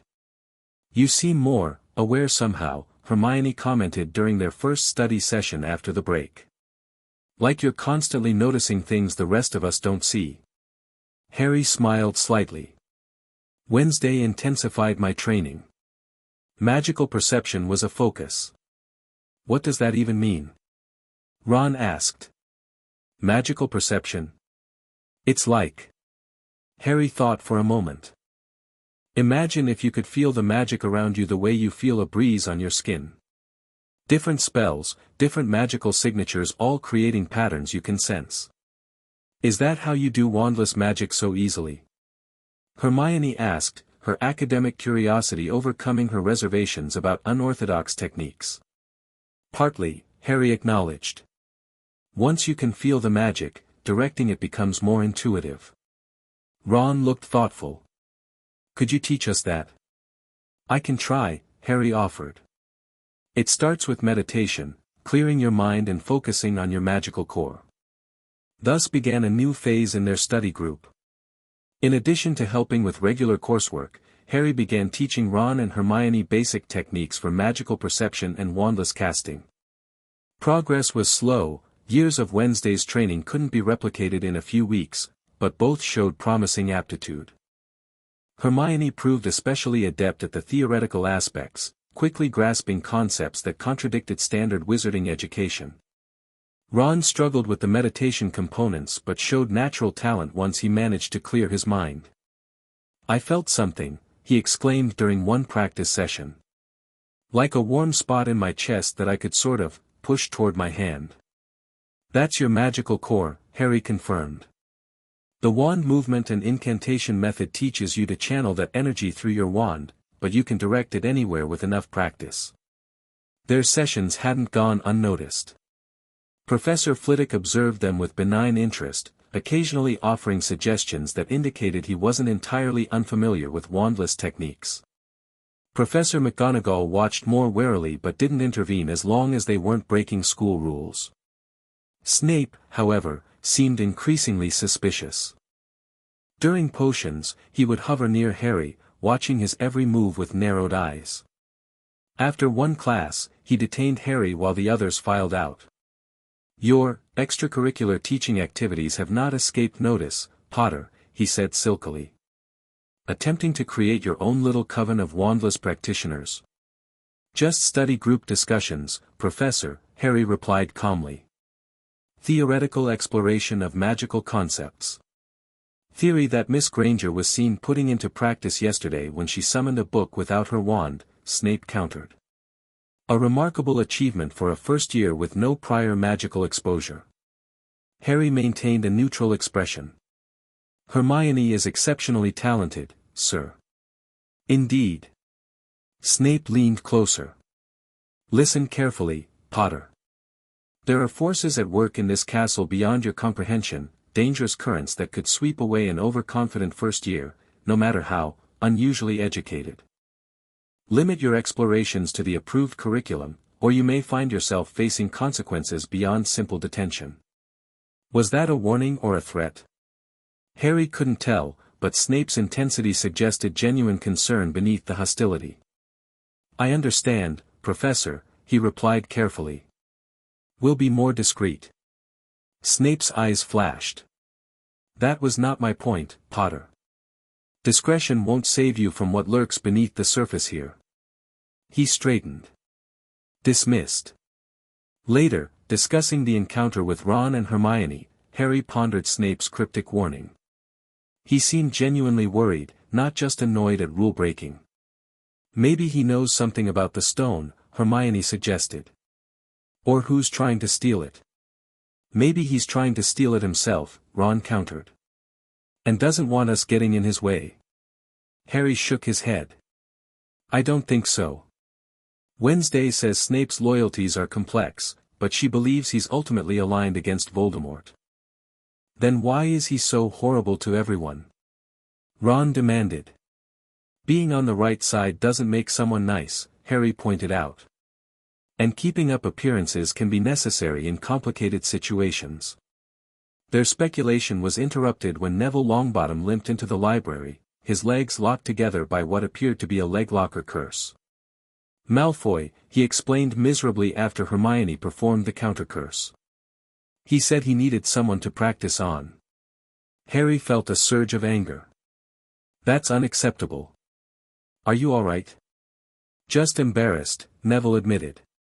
"I'm too much of a coward to stand up to him." "You're not a coward," Harry said firmly. "Facing down someone who enjoys hurting others takes practice." He reached into his pocket and pulled out a small black stone etched with protective runes. "Here, a simple defensive talisman. If someone casts directly at you, it absorbs the first spell." Neville accepted the stone with wide eyes. "Is this dark magic?" "It's protective magic," Harry corrected gently. "Intention matters, remember. This is meant to shield, not harm." After Neville left, Hermione gave Harry a concerned look. "Are you sure that's allowed? Giving out magical artifacts in school?" "It's not an artifact, just a focus stone," Harry explained. "I made a few over break, simple protection that anyone could create with the right knowledge." "You've been giving these out?" Ron asked, surprised. "Just to those who need them," Harry replied. "Luna Lovegood from my house had her shoes stolen. The Weasley twins accidentally activated one when they tried to prank me last week." Hermione looked troubled. "Harry, you need to be careful. If people think you're distributing dark magical objects, I know," Harry sighed. "But I can't just watch people get hurt when I could help. Wednesday always says magic should serve a purpose beyond showing off or following arbitrary rules." This philosophy extended beyond Harry's protective talismans. As winter turned to spring, he found himself increasingly involved in resolving minor conflicts throughout the school. When a third-year Hufflepuff was cursed with painful boils, Harry provided a soothing balm from Grandmama Adams' recipe collection. When a group of second-years got trapped in a vanishing step, Harry demonstrated how to sense the magical boundaries and step through them. Each intervention earned him both gratitude and wariness. Students appreciated his help but remained uncertain about his methods, which clearly came from outside the standard Hogwarts curriculum. The general perception of Harry gradually shifted from potentially dangerous dark wizard to unconventional but helpful magical resource. Meanwhile, the mystery of the Philosopher's Stone continued to occupy Harry, Ron, and Hermione. Their investigations revealed that the stone was protected by a series of obstacles created by different professors. Hagrid had contributed a three-headed dog named Fluffy, Professor Sprout, a devil's snare, Professor Flitwick, charmed flying keys, Professor McGonagall, a giant chess set, and presumably, Snape had created some kind of potion puzzle. Quirrell's contribution remained unknown, but given his specialty, likely involved dark creatures. "That's a lot of protection," Ron observed. "Maybe no one can get through to steal it after all." "Unless they helped create the protections in the first place," Hermione pointed out. "A professor would know how to bypass their own obstacle." Harry had been monitoring the magical disturbances from the third-floor corridor, noting fluctuations that suggested someone was periodically testing the defenses. More concerning was Quirrell's deteriorating appearance.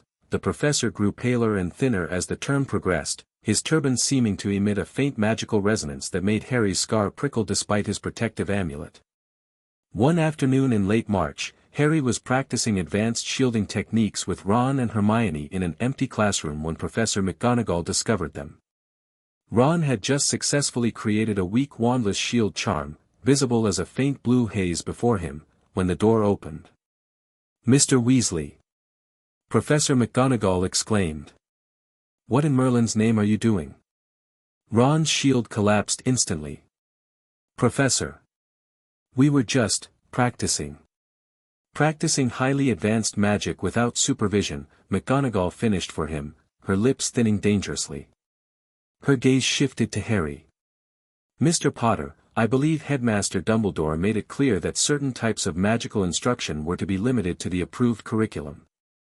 "With respect, Professor," Harry replied calmly, "wandless shielding charms are in the curriculum, just not until 6th year. We're studying ahead." "A rather significant distance ahead," McGonagall noted dryly. "And with techniques that don't appear in any Hogwarts textbook." Hermione stepped forward, unable to resist defending their academic pursuits. "Professor, we've been very careful. Harry's just been showing us different approaches to understanding magic. It's helped my wand work tremendously." McGonagall looked torn between disapproval and reluctant respect for their initiative. "While I appreciate academic enthusiasm, Miss Granger, there are reasons why certain magical techniques are reserved for older students. The foundational understanding needed to safely, but that's exactly what Harry's been teaching us," Hermione interrupted, then blushed at her own boldness. "The foundations, I mean.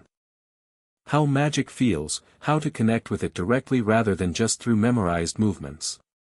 McGonagall studied them thoughtfully. "I see." After a moment's consideration, she continued, "Very well. If you insist on pursuing these advanced studies, you will do so under proper supervision. Report to my classroom Tuesday evenings at 7. I will oversee your explorations."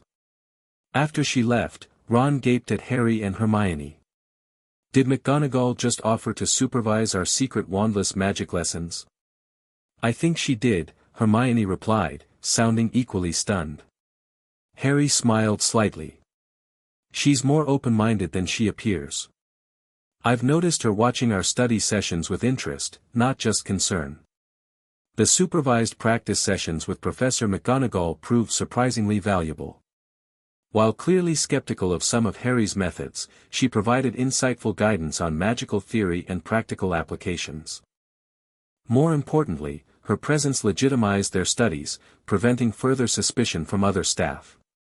Your approach to transfiguration is unorthodox, Mr. Potter, she commented during one session after watching Harry transform a teacup into a rat without speaking. But I cannot deny its effectiveness. Where precisely did Miss Adams learn this particular technique? From Grandmama Adams, Harry explained. She says it's based on pre-wand era transfiguration methods from Eastern Europe. Fascinating, McGonagall murmured. The visualization components are somewhat similar to animagus training, though the execution differs significantly. She turned to Ron and Hermione. Observe how Mr. Potter focuses on the essential nature of both objects, not merely their physical forms. There's wisdom in this approach, though I would still insist on proper wand movements for your OWL examinations. As spring progressed toward summer, tensions around the Philosopher's Stone increased. Hagrid accidentally revealed that music would put Fluffy to sleep, compromising the first line of defense. More alarmingly, Harry noticed Quirrell's magical signature growing stronger yet more unstable, as if drawing power from an external source. Then came the night when Hagrid's hut caught fire, a clear diversion that drew staff away from the castle. Harry, monitoring the magical fluctuations from the third-floor corridor, felt a massive surge of energy. Someone's going after the stone tonight, he told Ron and Hermione urgently. The protective enchantments are being systematically dismantled. We have to tell Dumbledore. Hermione insisted. He's not here, Ron replied. Got called to the ministry earlier, it was in the evening paper. Harry made a quick decision. We need to go ourselves. If Voldemort gets the stone, but the teachers, Hermione began. Think about it, Harry cut her off. The fire at Hagrid's, Dumbledore called away, the attack happening tonight. This was planned. Whoever's doing this has already accounted for potential interference. They rushed to the third-floor corridor, finding the door already ajar and a harp playing softly beside the sleeping three-headed dog. They quickly slipped through the trapdoor, falling into the devil's snare below. Hermione freed them with a spell of blue flames, and they proceeded through the subsequent challenges. Harry caught the flying key that would open the next door, Ron directed them through the life-size chess game, sacrificing himself in the process, and Hermione solved Snape's logic puzzle, allowing Harry to proceed alone to the final chamber while she went back to help Ron and alert the staff. In the final chamber, Harry found not Snape but Quirrell, standing before the mirror of Eriste. I wondered if I'd be seeing you, Potter, Quirrell said without turning, his voice steady and cold, completely devoid of its usual stutter. I suspected it was you, Harry replied calmly, his hand touching the protective amulet beneath his robes. The stuttering act was clever, but your magical signature gave you away.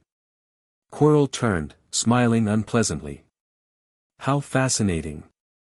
The boy raised by Wednesday Addams can sense magical signatures. Your education has been quite comprehensive. Enough to recognize a parasitic possession when I see one, Harry said, focusing on the magical distortions surrounding Quirrell's turban. Voldemort's with you, isn't he?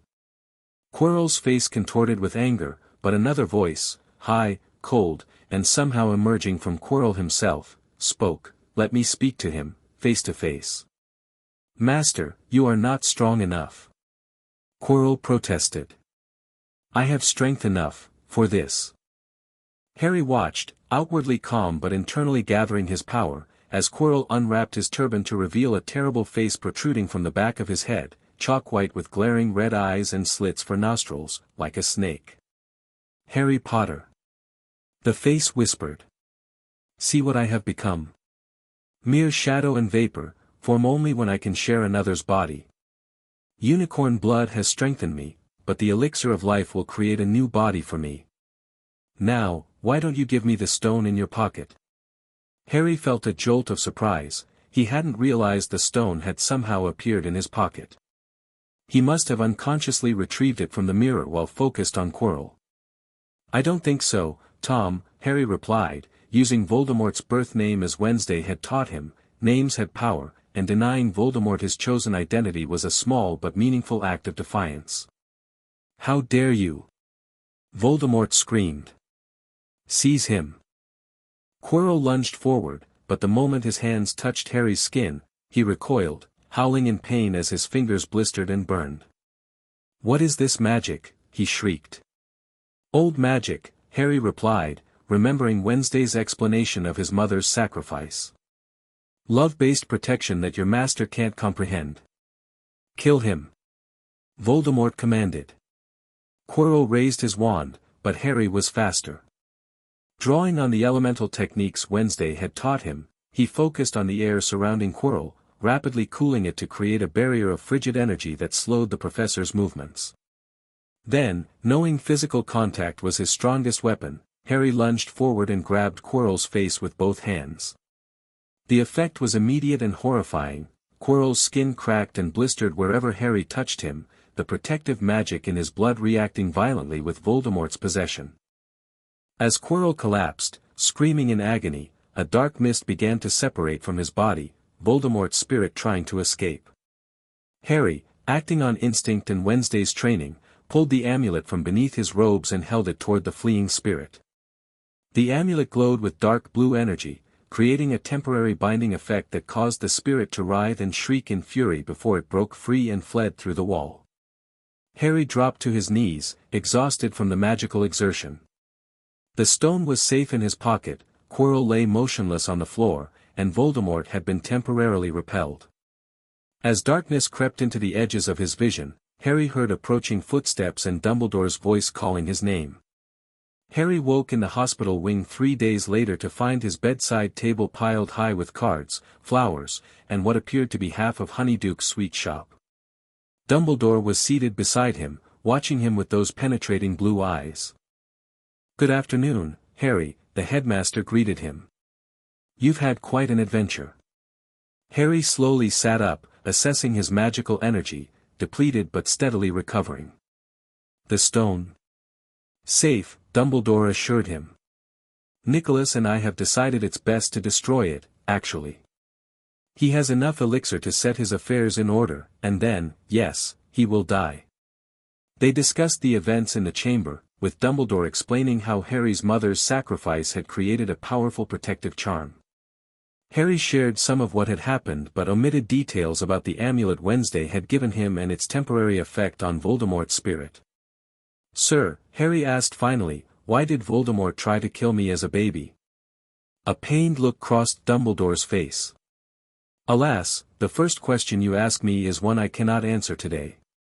When you are older, when you are ready, you will know." Before Harry could press further, the hospital wing doors burst open and Wednesday Addams swept in, her expression coldly furious. "Headmaster," she said, her voice like ice. "I believe we need to discuss your concept of appropriate student safety.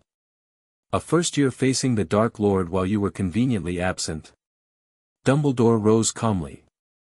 "Miss Addams. I assure you, had I known Harry would be in danger, don't insult my intelligence," Wednesday cut him off.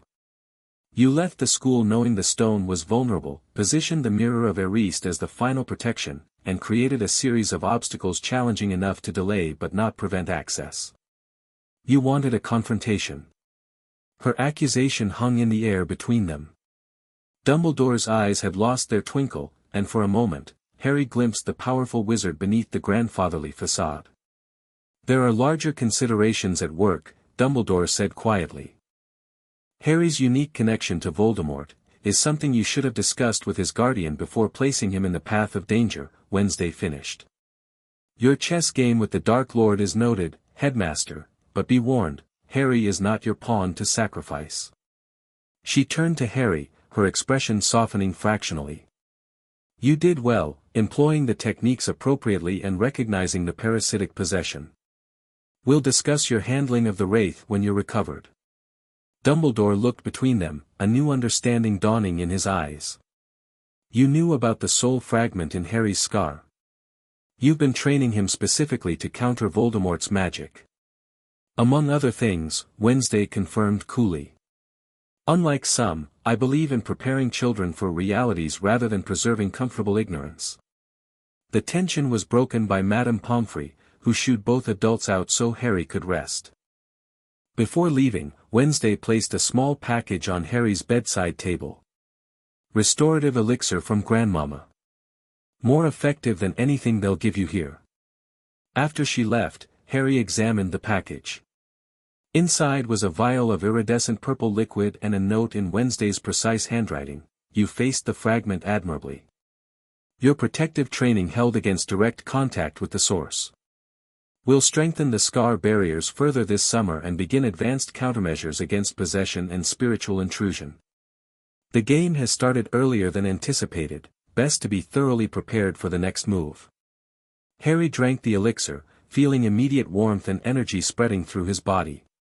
Whatever lay ahead with Voldemort, whatever plans Dumbledore had in motion, he would face them with the full breadth of both his Hogwarts education and Wednesday's ancient magical knowledge.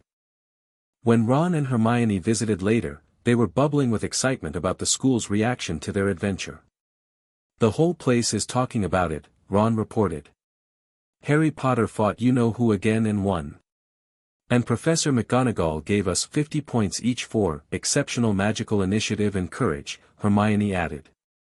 Ravenclaw's in the lead for the House Cup because of you. But the best part, Ron continued, lowering his voice, is how everyone stopped being afraid of you. Now they're all saying how brilliant it is that you know all this advanced magic. Harry smiled slightly. Fear to fascination. Wednesday predicted that would happen eventually. Speaking of Wednesday, Hermione said hesitantly, she's quite intimidating. I heard she made Professor Snape take a step back in the corridor just by looking at him. That's just her way, Harry explained. She cares about results and honesty more than being likable. After his friends left, Harry reflected on his first year at Hogwarts. He had arrived feared for his Adams upbringing, navigated the complex social and political currents of the wizarding world, formed genuine friendships, and faced Voldemort directly. Through it all, he had balanced the traditional Hogwarts education with Wednesday's more unorthodox teachings, finding value in both approaches. The end-of-year feast confirmed Ravenclaw's victory in the House Cup, largely due to Harry's points from the Philosopher's Stone incident. As he boarded the Hogwarts Express for the journey home, Harry felt a curious blend of emotions, eagerness to return to the Adams mansion for more advanced training with Wednesday, and a new appreciation for Hogwarts itself, with its structured curriculum and diverse perspectives. On the train, Harry, Ron, and Hermione claimed a compartment to themselves, discussing plans for the summer and the next school year. Mum wants you to visit the Burrow, Ron told Harry. Though she might be a bit nervous about it, given everything she's heard. I'd like that, Harry replied. And you're both welcome at the Adams mansion, though I should warn you, it takes some getting used to. Are the rumors true? Hermione asked curiously. About the house being alive and the family keeping dangerous creatures as pets. Harry smiled enigmatically. The house responds to the family's magical energy, and Kitty is only dangerous if you're not properly introduced. Kitty? Ron asked nervously. The family lion, Harry explained casually, enjoying their shocked expressions. Don't worry, he's very discriminating about who he eats. As King's Cross came into view, Harry felt the protective amulet warm slightly against his chest. Wednesday was already waiting. His first year had been a balance of fear and fascination, just as she had predicted. Now, with Voldemort aware of his existence and actively seeking return, the real work would begin. Harry Potter, the boy who lived, raised by Wednesday Adams, was no longer merely a curiosity or a feared unknown quantity in the wizarding world. He had proven himself both powerful and principled, capable of facing darkness without being consumed by it. Whatever came next, he would face it with the unique blend of magical knowledge few could match, Hogwarts tradition combined with the ancient practices of the Addams family. And the wizarding world would never be the same.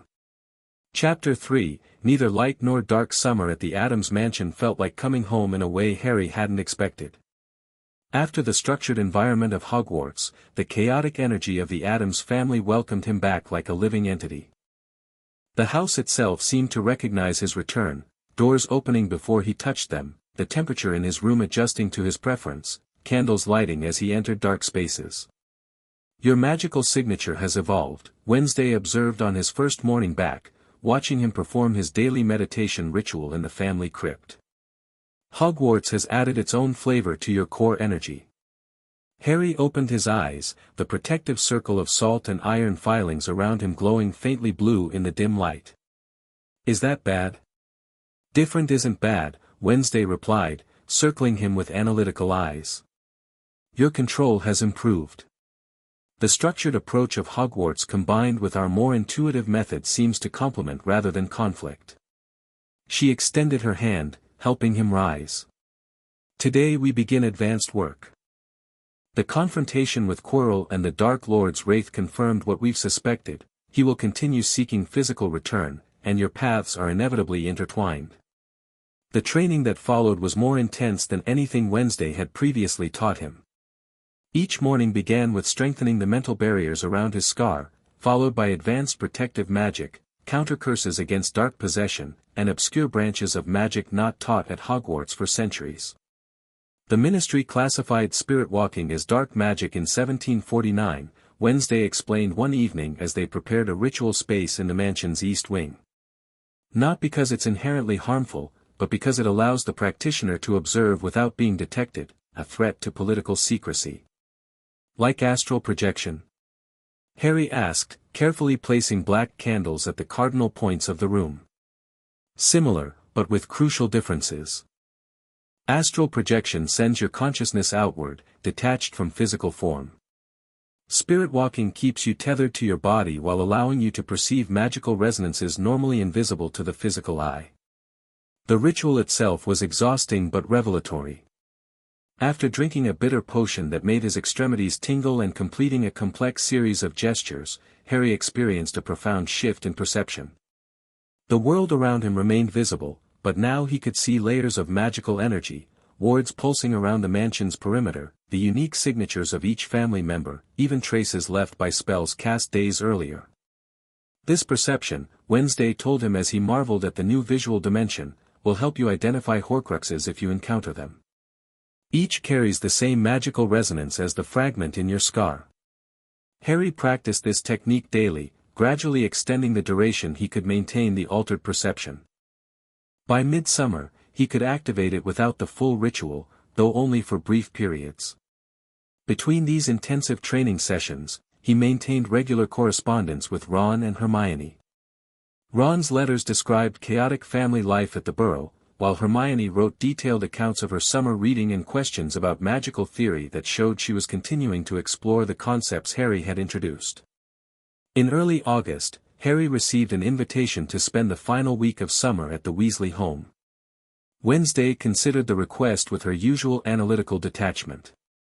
The Weasleys are an old magical family, despite their current reputation, she noted. Their home likely contains magical elements worth experiencing. Additionally, social integration with your peer group has value.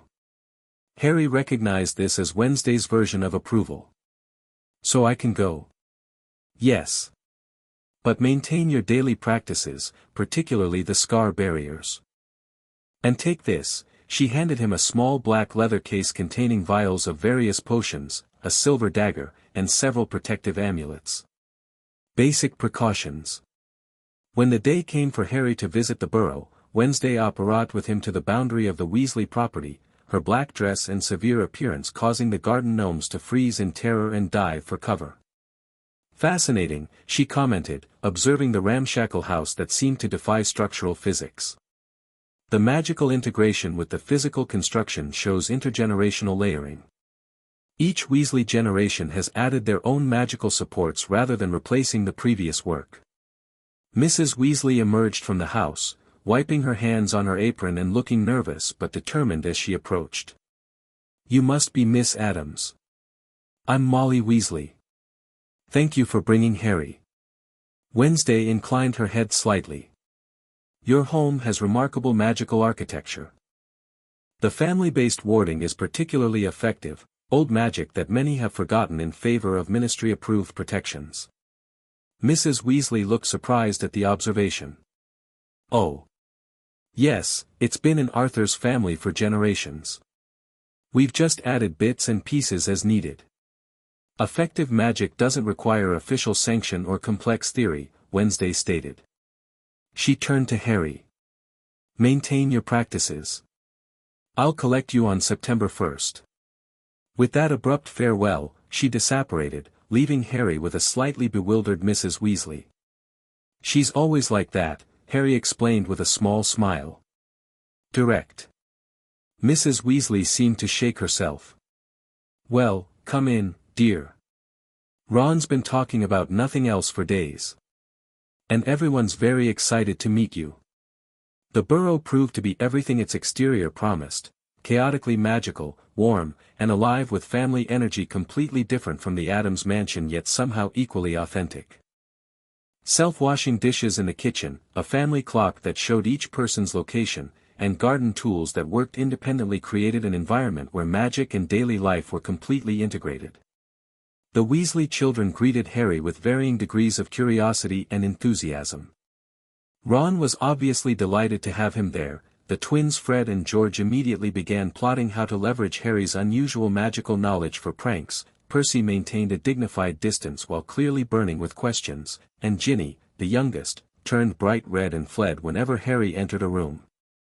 She's been talking about you all summer, Ron explained, embarrassed by his sister's behavior. Got a huge crush after hearing about how you fought you-know-who. It's bloody annoying. Harry found the week at the Burrow educational in ways completely different from both Hogwarts and the Addams mansion. Here, magic was neither academically compartmentalized nor ancient and ceremonial, it was practical, everyday, and family-centered. Mr. Weasley, particularly, fascinated Harry with his passionate interest in Muggle technology and his perspective on Ministry magical regulations. The problem with the registry of proscribed charmable objects, Mr. Weasley explained one evening, not realizing how intently Harry was absorbing his insider knowledge of Ministry classifications, is that it's reactionary rather than based on magical theory. Something isn't listed until after someone's misused it, which means the regulations are always playing catch-up. This perspective aligned perfectly with what Wednesday had taught Harry about magical classification being political rather than theoretical, a validation from an unexpected source. Each morning, Harry maintained his meditation and protection rituals, finding a quiet spot in the orchard before the household awakened. On the third morning, he opened his eyes to find Fred and George watching him with identical expressions of fascination. What exactly, Fred began. Are you doing? George finished. Reinforcing protective barriers, Harry answered honestly. Want to try? To his surprise, the twins sat down immediately, crossing their legs to mirror his position. We've heard, said George. That you know magic, continued Fred. They don't teach at Hogwarts, they concluded together. Harry studied them thoughtfully. Some of it. Why are you interested? The twins exchanged a look that contained an entire conversation. We see magic differently, Fred finally said, uncharacteristically serious. Everyone treats it like it's all separate subjects, George added. Transfiguration, charms, defense, but it's all connected, isn't it? Fred finished. Energy shaped by intention. Harry nodded slowly, recognizing kindred spirits despite their prankster reputation. Exactly. Wednesday says magical division is artificial, created to make teaching standardized rather than reflecting magic's true nature. For the remainder of his stay, Harry spent early mornings teaching Fred and George the basics of meditation and magical perception. They proved to be quick studies, their natural creativity and willingness to experiment making them ideal students for Addams-style magical theory. Don't tell Mum, George cautioned after they'd successfully created small wandless light spheres on their fifth morning. She'd flip if she knew we were doing unauthorized magic. It's not dark, though, is it? Fred added, watching the softly glowing orb hovering above his palm. Neither light nor dark, Harry replied, echoing Wednesday's teachings. Just magic responding to clear intention. The day before their departure for Hogwarts, the entire Weasley family plus Harry traveled to Diagon Alley for school supplies. The expedition quickly went awry when they used Flo powder and Harry, unfamiliar with the method, accidentally emerged in Knockturn Alley instead. Finding himself in a dimly lit shop filled with objects that radiated malevolent magical signatures, Harry immediately activated the spirit-walking perception Wednesday had taught him. The shop's contents came into sharper focus: cursed jewelry designed to trap life force, shrunken heads still containing fragments of consciousness, and various artifacts designed for magical compulsion and control. Most interesting, however, was a black cabinet emitting a unique magical resonance that suggested spatial displacement, a vanishing cabinet linked to another location. Harry approached it curiously, examining the runic configurations around its lock. "Lost, are you, my dear?" came an oily voice behind him. Harry turned to see the shop's proprietor, a stooped man with greasy hair and yellowed fingernails. Despite the man's attempt at a solicitous smile, Harry could perceive the predatory intention in his magical aura. "Not lost," Harry replied calmly. "Just observing magical artifacts with interesting historical provenance." The man's smile faltered slightly at Harry's composed response. "This isn't a museum, boy. Browsers who waste my time find themselves regretting it." Harry reached into his pocket, fingering one of the protective amulets Wednesday had insisted he carry. "I doubt that very much," he replied, allowing a small pulse of his magical signature to flare, a technique Wednesday had taught him for dealing with potential threats. The shop owner took an involuntary step back, his eyes widening. "You're Harry. There you are."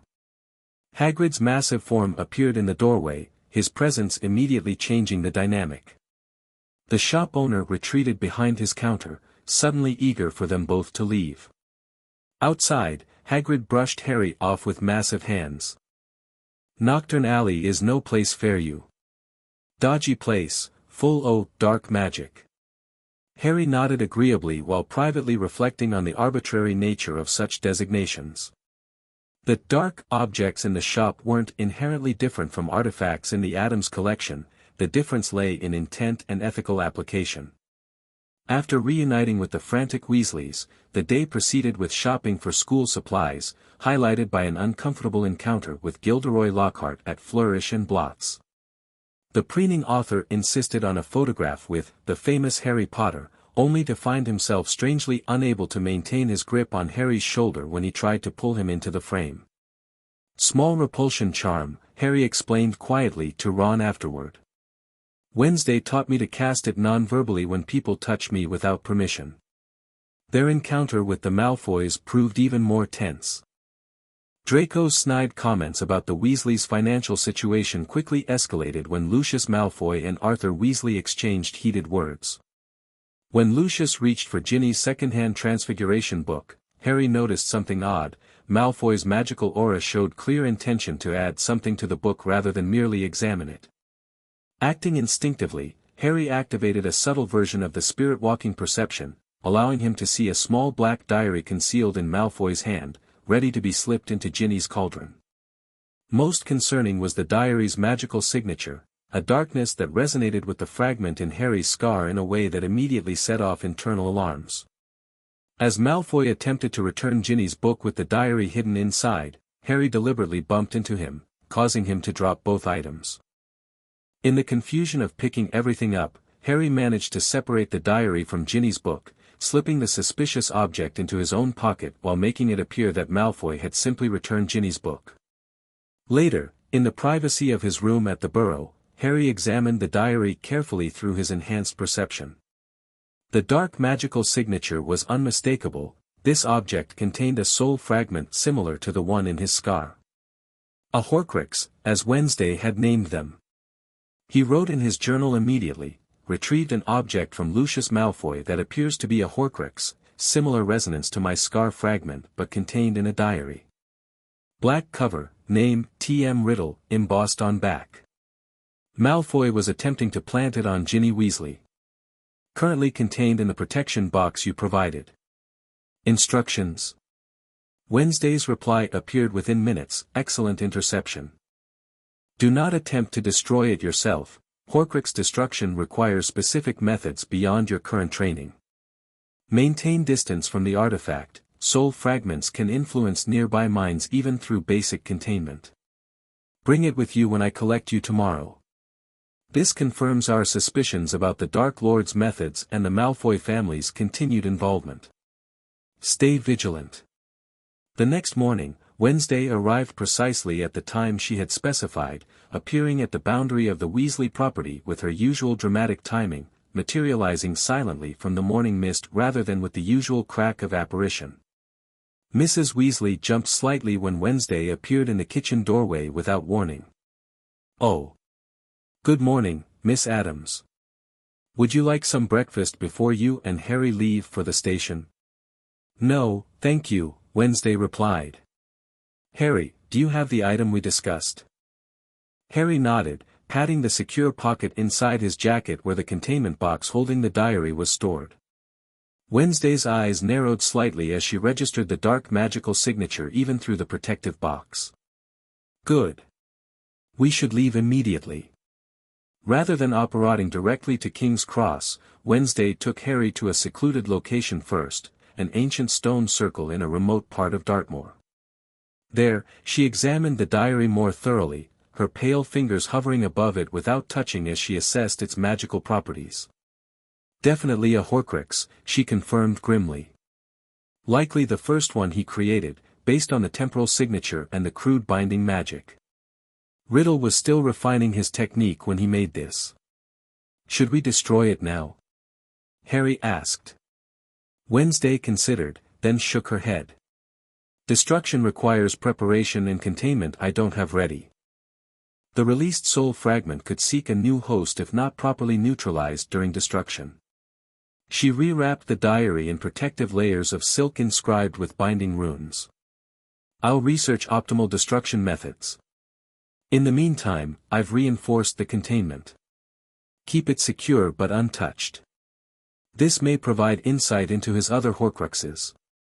At King's Cross, they arrived with minutes to spare. Wednesday accompanied Harry through the barrier to platform 9 3/4, her presence causing whispers and stares among the gathered magical families. After the previous year, Harry had expected this, but the nature of the whispers had changed, less fear, more wary respect. "Remember your training," Wednesday told him as he prepared to board the train. "The scar barriers must be maintained daily, especially with another Horcrux in proximity. We'll discuss the diary further at Samhain." With that, she turned to leave, but paused when a familiar voice called out, "Miss Adams." Hermione approached, slightly breathless, her parents following with uncertain expressions. "I just wanted to say hello before we board. These are my parents, Helen and Richard Granger." The Grangers looked simultaneously terrified and determined as they faced the imposing figure in black. "We've heard so much about you from Hermione," Mrs. Granger managed. "Thank you for encouraging Harry to help our daughter with her studies last year." Wednesday regarded them with her usual analytical gaze. "Your daughter has an exceptional mind and magical potential. Conventional limitations would waste both." Harry recognized this. Mr. Granger blinked, clearly not having expected a compliment. "Well, yes, we're very proud of her, of course." "You should be," Wednesday stated matter-of-factly. "In magical societies that value merit over arbitrary bloodlines, your daughter would already be recognized as exceptional rather than categorized by her parentage." With that cryptic statement, she nodded to Harry and departed, leaving the Grangers looking thoughtfully after her. "She's not what I expected," Mrs. Granger admitted. "No one ever expects Wednesday Adams," Harry replied with a small smile. "That's part of what makes her so effective." The journey to Hogwarts was uneventful until Ron and Harry discovered they couldn't get through the barrier to platform 9 3/4. While Ron immediately suggested taking his father's flying car, Harry applied Wednesday's problem-solving approach, analyzed the magical signature of the blockage first. Using the perceptive techniques he'd practiced all summer, Harry placed his hand against the seemingly solid barrier and closed his eyes briefly. "It's a targeted repulsion charm," he informed Ron. "Specifically keyed to prevent us from entering. See how other people are still getting through." Ron watched in frustration as a family with Hogwarts trunks walked straight through the barrier. "Can you break it?" "Breaking might trigger secondary effects," Harry cautioned. but bypassing. He concentrated, feeling for the edges of the charm. There's a weak point where it's anchored to the physical structure. If we approach from exactly 7 degrees to the left of center. This solution worked perfectly, leaving Ron shaking his head in amazement as they finally emerged onto the platform just as the train was preparing to depart. That was brilliant. Where'd you learn to do that? Wednesday taught me how to analyze magical structures, Harry explained as they hurried aboard. All spells have architecture, find the weak points and you can work around them without triggering defensive measures. As the train pulled away, Harry spotted a small, wrinkled house elf watching from the platform, its large eyes widening in dismay when it saw Harry aboard the train. The creature vanished with a crack before Harry could get a better look, but its magical signature lingered in his perception, the same energy that had created the barrier. Someone sent a house elf to prevent me from reaching Hogwarts, Harry told Ron and Hermione after finding them in a compartment. It created a repulsion charm on the barrier. Why would anyone do that? Hermione asked, alarmed. To protect me, oddly enough, Harry replied, recalling the distinct protective intention he'd sensed in the magic. The barrier wasn't meant to harm, just to prevent passage. This mystery accompanied them to Hogwarts, where Harry's second year began with a subtle but noticeable shift in how the school perceived him. Rather than fearful avoidance, students now approached him with cautious respect. The story of his confrontation with Quirrell/Voldemort had spread over the summer, transforming the narrative from dangerous dark wizard to powerful protector. The most obvious sign of this change came during the first defense against the dark arts class with Professor Lockhart. When the preening celebrity released Cornish pixies into the classroom and then fled in panic, Harry calmly stood amid the chaos and performed a wandless area freezing spell, a technique Wednesday had taught him for handling swarms of magical pests. The pixies hung suspended in midair, immobilized but unharmed.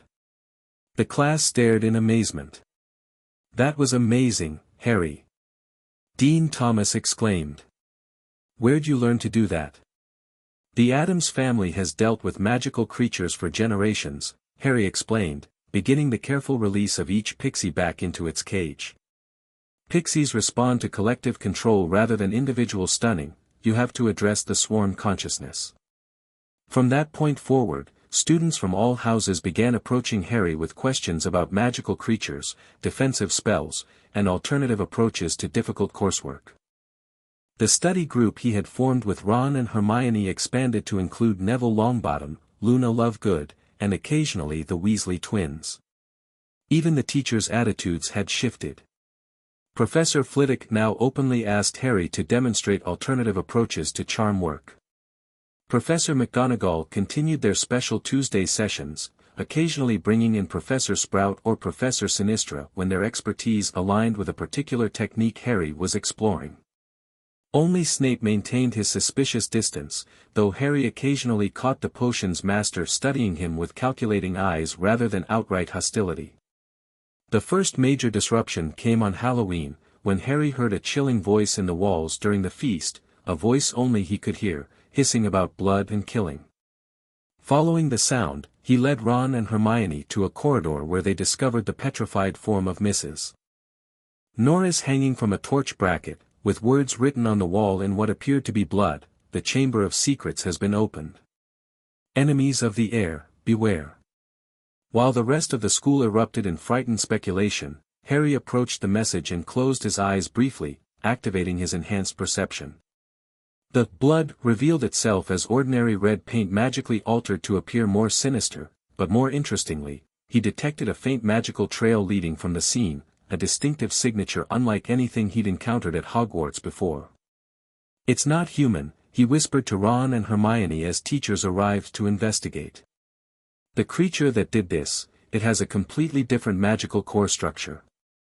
Dumbledore examined Mrs. Norris, confirming she was petrified rather than dead, while Filch accused Harry of being responsible. The headmaster's eyes eventually found Harry, who was still studying the faint magical trail visible only to his enhanced perception. You see something, Harry? Dumbledore asked quietly. A magical signature, Professor, Harry replied carefully. Not human. Not any standard magical creature I recognize either. Dumbledore's eyebrows rose slightly. You can perceive magical signatures. Wednesday taught me this summer, Harry explained, aware of the teachers listening intently. Different magical beings leave distinctive energy patterns. This one is reptilian, but much more complex than an ordinary snake.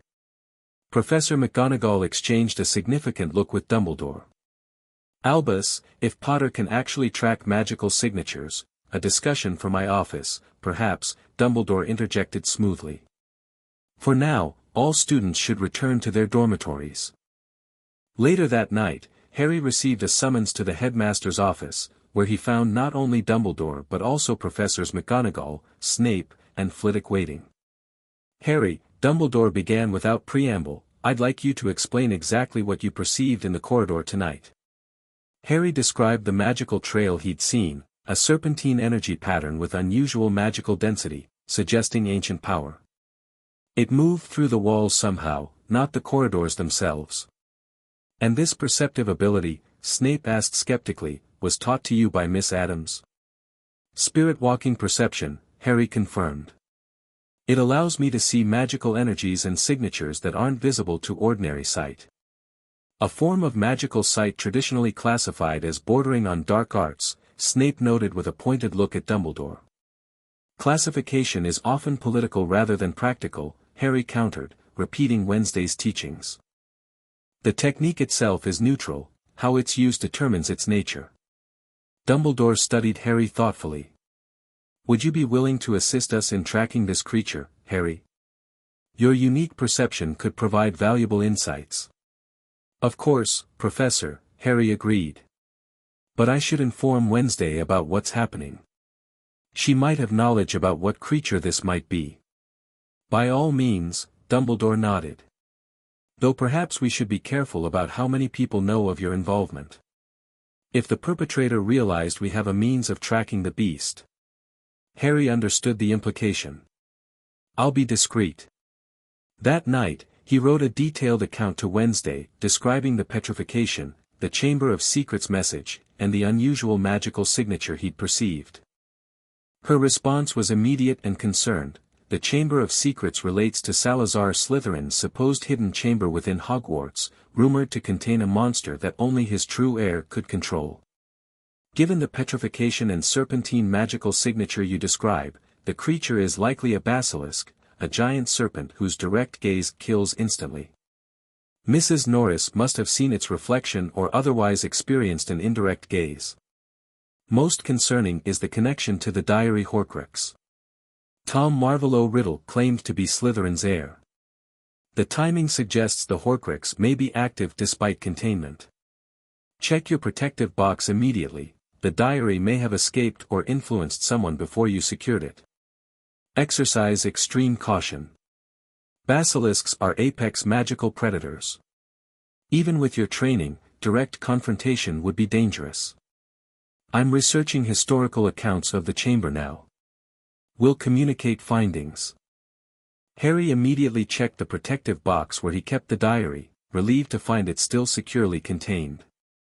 However, Wednesday's theory about the chamber and the basilisk aligned perfectly with what he had perceived. Over the following weeks, Harry worked with the teachers to track the basilisk's movements. Using his enhanced perception, he discovered that the creature was using the plumbing system to move throughout the castle, a network of pipes large enough to accommodate its substantial size.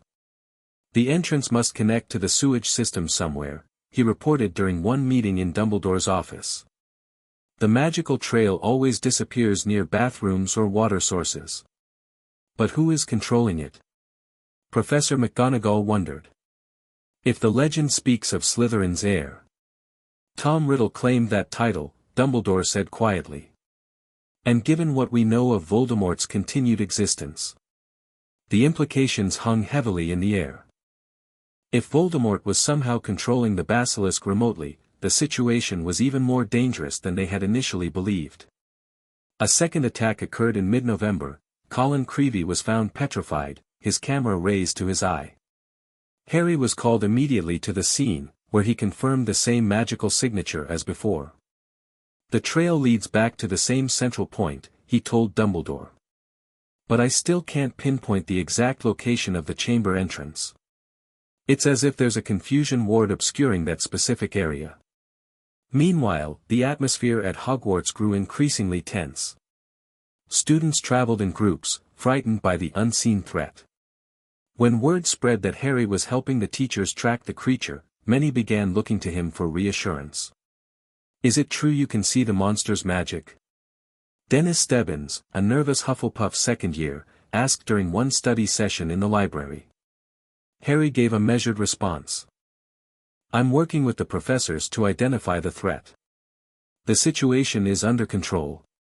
His calm confidence helped soothe fears, even as he worked intensively behind the scenes. The experience reinforced what Wednesday had taught him, that knowledge itself wasn't good or evil, but how it was applied and shared mattered enormously. In early December, another message appeared on the wall: the chamber has been opened. Mudbloods will be cleansed. This was followed by a double attack. Justin Finch-Fletchley and nearly headless Nick were found petrified in a corridor. The ghost's petrification particularly alarmed the staff, as it suggested the basilisk's powers were even more formidable than legend indicated. Harry's examination of the scene revealed something new, a human magical signature intermingled with the basilisk's trail, suggesting direct human involvement rather than remote control. Someone was physically here, guiding the basilisk, he reported to Dumbledore. The magical signature is strange though, like two people overlapping. Dumbledore's expression grew grave. Possession, perhaps. If Voldemort is working through a host again. The situation reached crisis level when Hermione and a Ravenclaw prefect were found petrified near the library, a small mirror clutched in Hermione's rigid hand. With them was a crumpled piece of paper containing information about basilisks. Hermione had solved the mystery independently. Ron was distraught. We have to do something, Harry. This has gone too far. Harry agreed. That night, he wrote an urgent message to Wednesday: multiple attacks now. Hermione petrified. Confirmed basilisk through evidence Hermione discovered. Situation escalating. Dumbledore suspended by governors after latest attack, Malfoy's influence. Need more direct intervention methods. Can you come? Wednesday's response was immediate, arriving tomorrow. Have prepared basilisk countermeasures. Do not enter chamber alone if discovered. Basilisks are immune to most standard magic. Have secured specialized equipment from Adam's vault. Meet me at Hogsmeade Station, 3 p.m. The next day, Harry slipped away from the castle using his invisibility cloak, meeting Wednesday at the designated location. She arrived exactly on time, carrying a black leather case that radiated powerful containment magic. The situation has deteriorated faster than anticipated, she stated without preamble. The diary? Still contained, Harry confirmed. But I think there might be a second way the chamber is being accessed. The magical signature I detected had a dual nature, as if two magical cores were operating as one. Wednesday's eyes narrowed. Possession through a secondary vector. Concerning. She opened the case, revealing an array of items that would have been classified as highly restricted by ministry standards: a curved silver dagger with runes etched along the blade, vials of iridescent potions, a set of mirrors enchanted with ancient symbols, and what appeared to be a rooster's skull fashioned into an unusual whistle. Basilisk countermeasures, Wednesday explained. The crow of a rooster is fatal to them. This whistle replicates that effect when activated with the right intent. The mirrors are for indirect observation without risk of petrification. The blade is goblin silver infused with rooster blood, one of the few materials that can penetrate basilisk hide.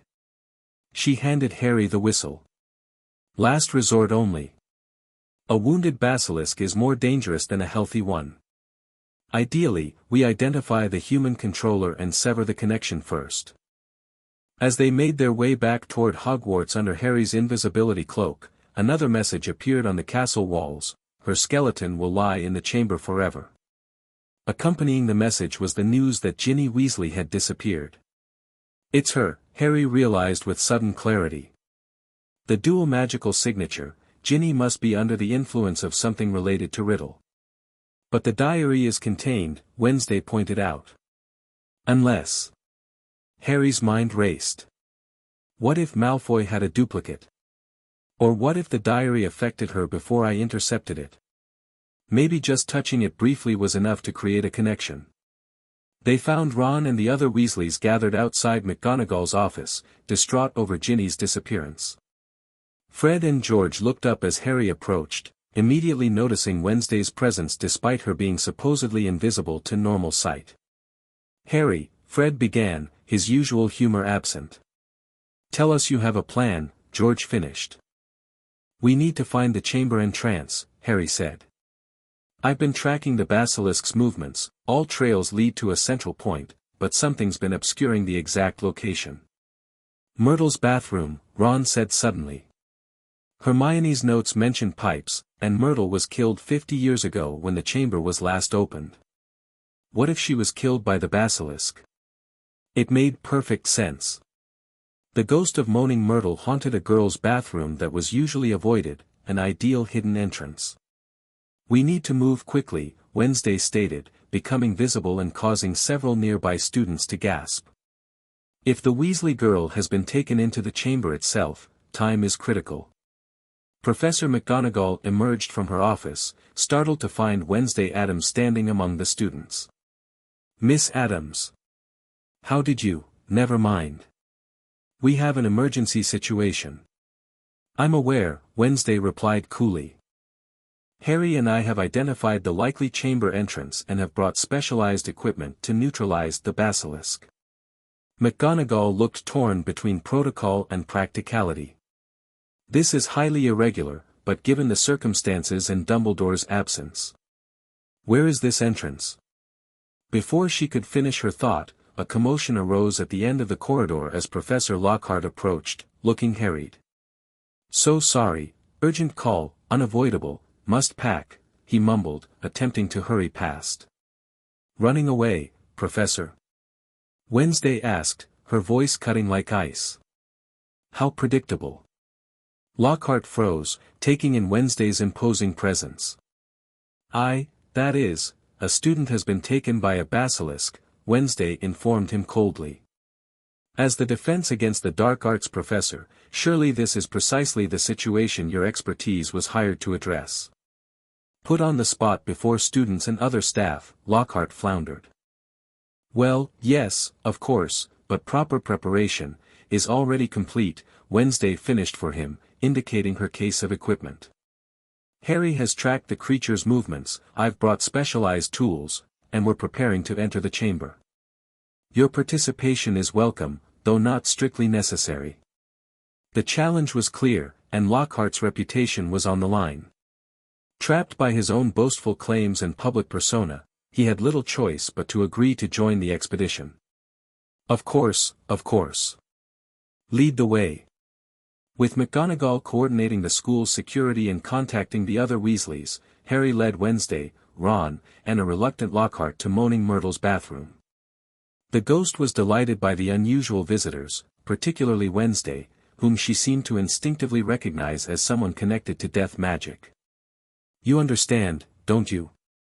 Myrtle said to Wednesday. "What it's like to exist between states. The veil between worlds is thinner for some," Wednesday acknowledged. "Tell us how you died, Myrtle. It's important." Myrtle described hearing a boy speaking a strange language, seeing large yellow eyes by the sink, and then, nothing. Harry examined the sink and found a tiny snake scratched on one of the copper taps. "Parseltongue," he murmured. "The entrance requires Parseltongue to open." "Can you speak it?" Ron asked. Harry shook his head. "Not naturally. But Wednesday taught me something similar last summer, reptilian communication based on magical intent rather than actual language." He focused on the snake carving, channeling his magic through clear visualization of a serpent while hissing, "Open." For a moment, nothing happened.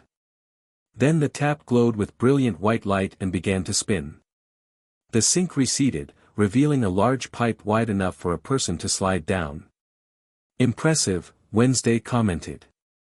Intent-based language approximation. Effective, if not perfect Parseltongue. Lockhart looked ready to flee, but Wednesday's cold stare and Ron's wand pointed at his back convinced him to enter first. The professor's terrified wail echoed as he slid down the pipe, followed by Ron, Harry, and finally Wednesday. They landed in a dark, slimy tunnel. Wednesday produced peculiar blue flames that hovered around them, providing light without requiring her to hold a wand or torch. The tunnel floor was littered with small animal bones, and as they proceeded, they encountered a massive shed snakeskin that confirmed the basilisk's enormous size. It was here that Lockhart made his move, seizing Ron's wand and attempting to obliviate them all. "The adventure ends here," he declared. "I'll tell everyone I was too late to save the girl, that you all tragically lost your minds at the sight of her mangled body." Before he could finish the spell, Wednesday made a subtle gesture. Lockhart's stolen wand twisted in his hand, the spell backfiring spectacularly. The force of the misfired memory charm caused a portion of the ceiling to collapse, separating Harry and Wednesday from Ron and the now confused Lockhart. "Ron!" Harry called through the rubble. "Are you all right?" "Yeah," came the muffled reply. "But this Git's memory charm backfired, he doesn't know who he is. And it'll take ages to shift this rock." "Continue with us, Ronald," Wednesday instructed through the barrier. "Begin clearing a path back while we proceed forward. Time is essential for your sister." Harry and Wednesday continued deeper into the tunnel until they reached a solid wall carved with two entwined serpents. Again, Harry used his approximation of Parseltongue, and the serpents parted as the wall cracked open. They found themselves in an enormous chamber supported by towering stone pillars entwined with carved serpents. At the far end stood a massive statue of Salazar Slytherin, and at its feet lay a small, red-haired figure, Ginny Weasley. Beside her stood a tall, handsome boy of about 16 who appeared slightly transparent. Tom Riddle, somehow emerged from the diary that should have been securely contained in Harry's trunk. "How interesting," Riddle said, studying them. "Harry Potter, and who might your companion be?" "Wednesday Addams," she introduced herself with cold precision. "You've created a Horcrux. Primitive work, but effective for a first attempt." Riddle's handsome face showed momentary shock before composing itself. "You recognize my work?" "I'm impressed. Few wizards even know the term. The Addams family archives contain knowledge the Ministry has tried to suppress for centuries," Wednesday replied. "Including soul magic and its counters." Harry knelt beside Ginny, checking her pulse while keeping his eyes averted from the statue where he sensed the basilisk lurking. "She's alive, but barely." "Not for long," Riddle said casually. "As she grows weaker, I grow stronger. An elegant exchange of life force, don't you think?" Wednesday's expression remained impassive. "Parasitic soul magic. Effective but unimaginative. The Addams family achieved immortality through far more elegant means." This caught Riddle's interest. "Did they indeed? Perhaps we could discuss such methods, after I've dealt with young Potter here." He turned to Harry. "I've been eager to meet you properly. The boy who somehow defeated Lord Voldemort as an infant. I wanted to show you my true identity."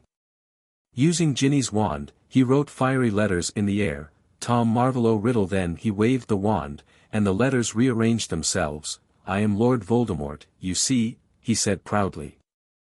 "I was already using the name among my closest friends at Hogwarts. Did you think I would keep my filthy Muggle father's name forever? I, the heir of Salazar Slytherin." "Names have power," Harry replied, repeating what Wednesday had taught him. "Changing yours didn't change your essence, Tom." Riddle's face contorted with fury. "Enough talk. Let's match the powers of Lord Voldemort, heir of Salazar Slytherin, against the famous Harry Potter and his unusual companion." He turned to the statue and hissed in true Parseltongue. The statue's mouth began to open, and Harry sensed the basilisk stirring within. Wednesday moved with surprising speed, placing the enchanted mirrors at strategic points around the chamber while instructing Harry, activate the whistle only when you have a clear target. I'll attempt to sever the connection between the diary and the girl. As the basilisk emerged from the statue's mouth, an enormous serpent with poison-green scales, Harry closed his eyes and relied entirely on his magical perception to track its movements. The basilisk's magical signature blazed in his mind's eye, a pattern of ancient, deadly power. Riddle laughed coldly. Closing your eyes won't save you for long. It can still smell you. Harry backed away, leading the basilisk on a weaving path through the columns while Wednesday began a complex ritual near Ginny and the diary. She had produced a silver bowl, into which she mixed various potions from her case, chanting in a language that made the air itself seem to vibrate. The basilisk struck suddenly, forcing Harry to dodge behind a pillar. He caught a glimpse of the creature's reflection in one of Wednesday's strategically placed mirrors, massive, with glowing yellow eyes that even in reflection made his vision blur momentarily. You can't evade it forever. Riddle taunted. No one can help you here, Potter. But Riddle had underestimated Wednesday Addams. Her ritual reached its climax as she pressed the silver dagger against Ginny's palm, drawing a single drop of blood that fell into the mixture. The connection between living victim and diary visibly manifested, a dark cord of magical energy that Wednesday could now perceive and target. With a precise slash of the dagger, she severed the connection.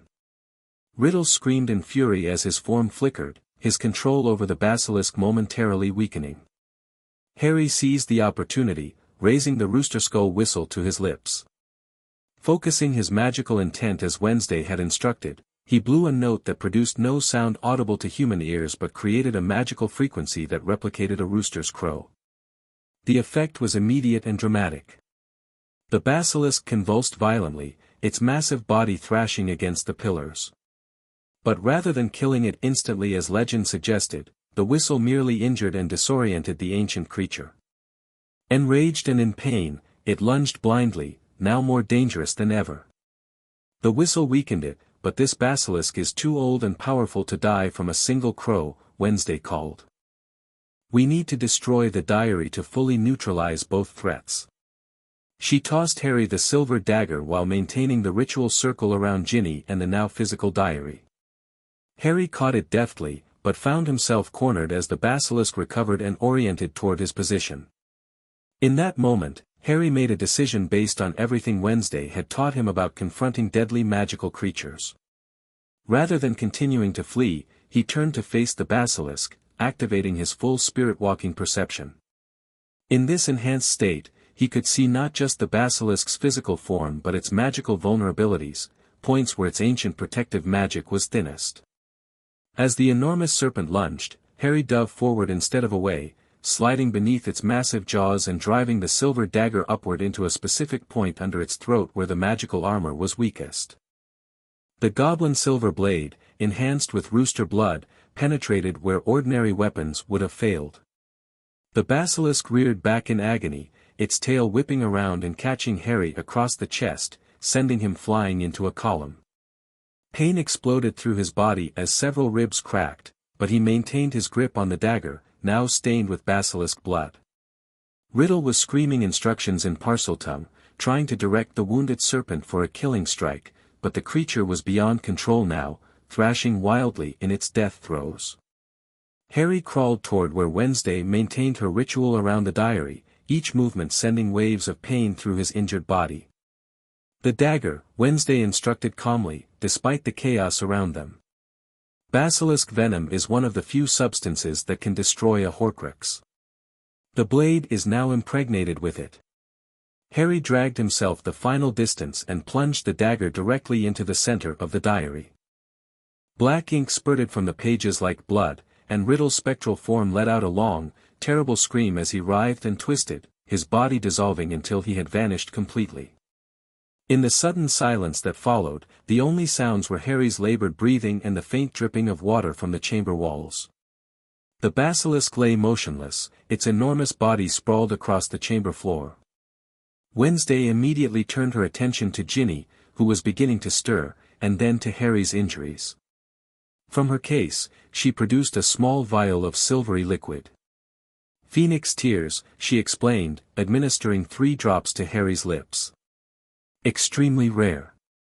This will stabilize your internal injuries until we can return to the surface. How did you know to bring Phoenix tears? Harry asked as the pain began to subside. I didn't, Wednesday replied. I brought general antidotes for 27 deadly magical creatures. Preparation matters more than divination. Ginny was now fully awake, horrified and confused as she took in the scene around her. Harry. What, the diary? I tried to tell you at breakfast, but I couldn't with Percy there. It's over now, Harry assured her, his voice stronger as the Phoenix tears worked their healing magic. Riddle's gone. The diary possessed you, Wednesday explained with clinical precision. A Horcrux, a soul fragment with its own consciousness. It's not uncommon for such objects to seek vulnerable hosts. The fact that you survived the possession with your mind intact shows considerable magical resilience. Ginny looked simultaneously terrified and relieved to have a clear explanation. Will I be, you'll recover, Wednesday stated with certainty. The Addams family archives document similar cases. Temporary psychic resonance may occur, nightmares, phantom memories, but no permanent damage to your magical core. They made their way back through the tunnel, where they found Ron had cleared a passage large enough to crawl through. Lockhart was sitting amid the rubble, humming placidly to himself with no recollection of who or where he was. Did you do it? Ron asked anxiously, embracing his sister when he saw her. The basilisk, neutralized, Harry confirmed. And Riddle's diary destroyed. Riddle's what? We'll explain everything later, Harry said, wincing as his still-healing ribs protested. Their return to the school created an immediate sensation. Professor McGonagall ushered them directly to the hospital wing, where Madame Pomfrey fussed over Harry's injuries while giving Wednesday suspicious sidelong glances as she efficiently explained the basilisk venom exposure and the preliminary treatment with Phoenix tears. That's advanced healing magic, Madame Pomfrey muttered. Where exactly did you obtain Phoenix tears? Family resources, Wednesday replied simply. The Addams collection includes remedies for obscure magical injuries dating back centuries. When Dumbledore arrived, having been reinstated as headmaster upon news of Ginny's disappearance, he listened gravely to their account of the chamber, the basilisk, and the diary Horcrux. His eyes lingered thoughtfully on Wednesday when she explained how she had severed the magical connection between Ginny and the diary. Most impressive, Miss Addams, he acknowledged. Few wizards possess such knowledge of soul magic counteragents. The Addams family has always recognized that understanding dark magic is essential to effectively opposing it, she replied coolly. A perspective the conventional wizarding education system seems to have abandoned. The implied criticism hung in the air between them, but Dumbledore merely nodded thoughtfully. Perhaps there is wisdom in that approach, judiciously applied. The aftermath of the chamber incident transformed Harry's status at Hogwarts completely. No longer feared as potentially dark, he was now openly celebrated as a protector. Students who had previously avoided him now sought his advice on defensive magic. Even Professor Snape, while maintaining his outward disdain, ceased his campaign of suspicion. Most significant was the change in how the staff regarded Wednesday's influence on Harry's education. Where they had once viewed his Addams upbringing with alarm and disapproval, they now recognized the practical value of his unorthodox magical knowledge. Professor McGonagall even requested a meeting with Wednesday before her departure to discuss certain elemental transfiguration techniques Harry had demonstrated. Your approach to magical education is unconventional, McGonagall acknowledged stiffly. But I cannot deny its effectiveness, particularly in practical application. Conventional educational systems prioritize standardization over individual potential, Wednesday replied. Magical ability isn't uniform, why should training be? This philosophy gradually gained traction among the more progressive staff members, particularly after the basilisk petrification victims were successfully revived with Mandrake restorative draft. Hermione's first words upon awakening were to demand a full account of everything she had missed, especially Harry's confrontation with the basilisk. "You used intent-based serpent communication," she asked eagerly when Harry described opening the chamber. "That's fascinating. Do you think it's related to your connection with Voldemort, or is it a technique anyone could learn with the right training?" "Wednesday believes anyone can learn it with sufficient practice," Harry explained. "It's about understanding the magical resonance of different species and aligning your intention accordingly." With the immediate threat neutralized, Harry had time to reflect on the broader implications of the diary Horcrux. During a private meeting in Dumbledore's office, he shared Wednesday's theory that Voldemort had created multiple Horcruxes. "The diary was crude, his first attempt," Harry explained. "But if he made more, refined the technique." Dumbledore nodded gravely. "Miss Adams's assessment aligns with my own suspicions. Tom Riddle was obsessed with immortality and magical boundaries. The diary represents a significant piece of the puzzle, but I fear it's only the beginning."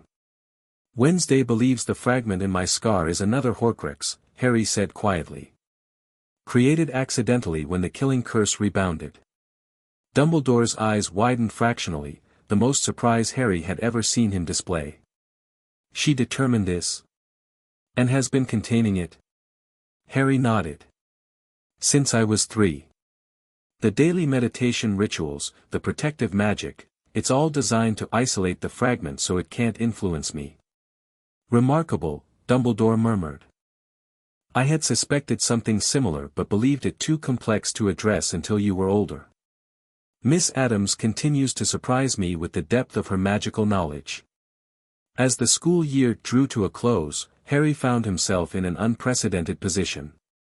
His classmates now looked to him with respect rather than fear, his teachers acknowledged the value of his alternative magical education, and even Dumbledore seemed to be reconsidering his initial reservations about Wednesday's influence.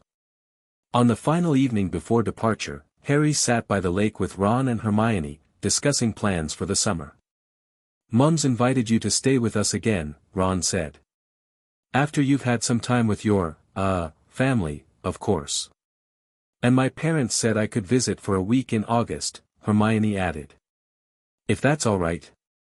I have so many questions about magical theory that aren't covered in any of our textbooks." Harry smiled. "I'd like that. Both of you would be welcome at the Adams mansion. Wednesday mentioned wanting to assess your magical progress anyway." "Assess?" Ron repeated nervously. "That sounds ominous." "She's impressed with how quickly you've picked up wandless shielding," Harry assured him. "And Hermione's talent for intent-based magic has apparently exceeded statistical probability for first-generation practitioners." Hermione beamed at this clinical praise, recognizing it as high compliment from Wednesday Adams. As the Hogwarts Express carried them back to London the next day, Harry reflected on how dramatically his position had changed in just 2 years. He had arrived at Hogwarts feared for his unusual upbringing, facing suspicion and prejudice based on assumptions about the Addams family's magic. Now, after facing Voldemort twice and saving the school from a basilisk, those same unusual skills were recognized as valuable, even essential.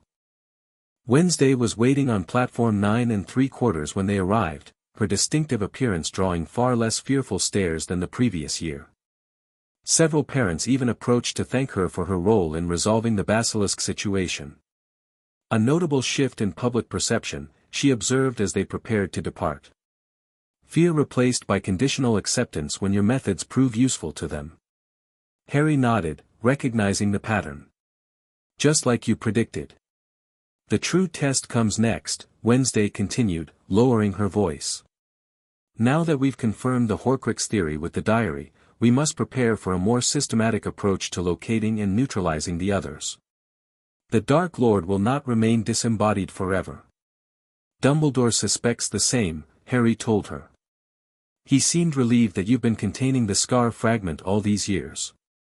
"Dumbledore plays a long game," Wednesday acknowledged. "His motivations are complex, but ultimately, our goals align regarding the Dark Lord. A working relationship may be possible, provided he recognizes your autonomy." As they left the platform, Harry felt a curious sense of standing between worlds, the structured, traditional magic of Hogwarts and the ancient, primal magic of the Addams family. Rather than conflict, he now saw how they complemented each other, providing a magical education more comprehensive than either could offer alone. The coming years would bring greater challenges as Voldemort inevitably sought return, but Harry faced the future with confidence born of his unique training. Neither light nor dark, but magic in its purest, most intentional form, this was the path Wednesday had shown him, and the path that would ultimately define his role in the wizarding world.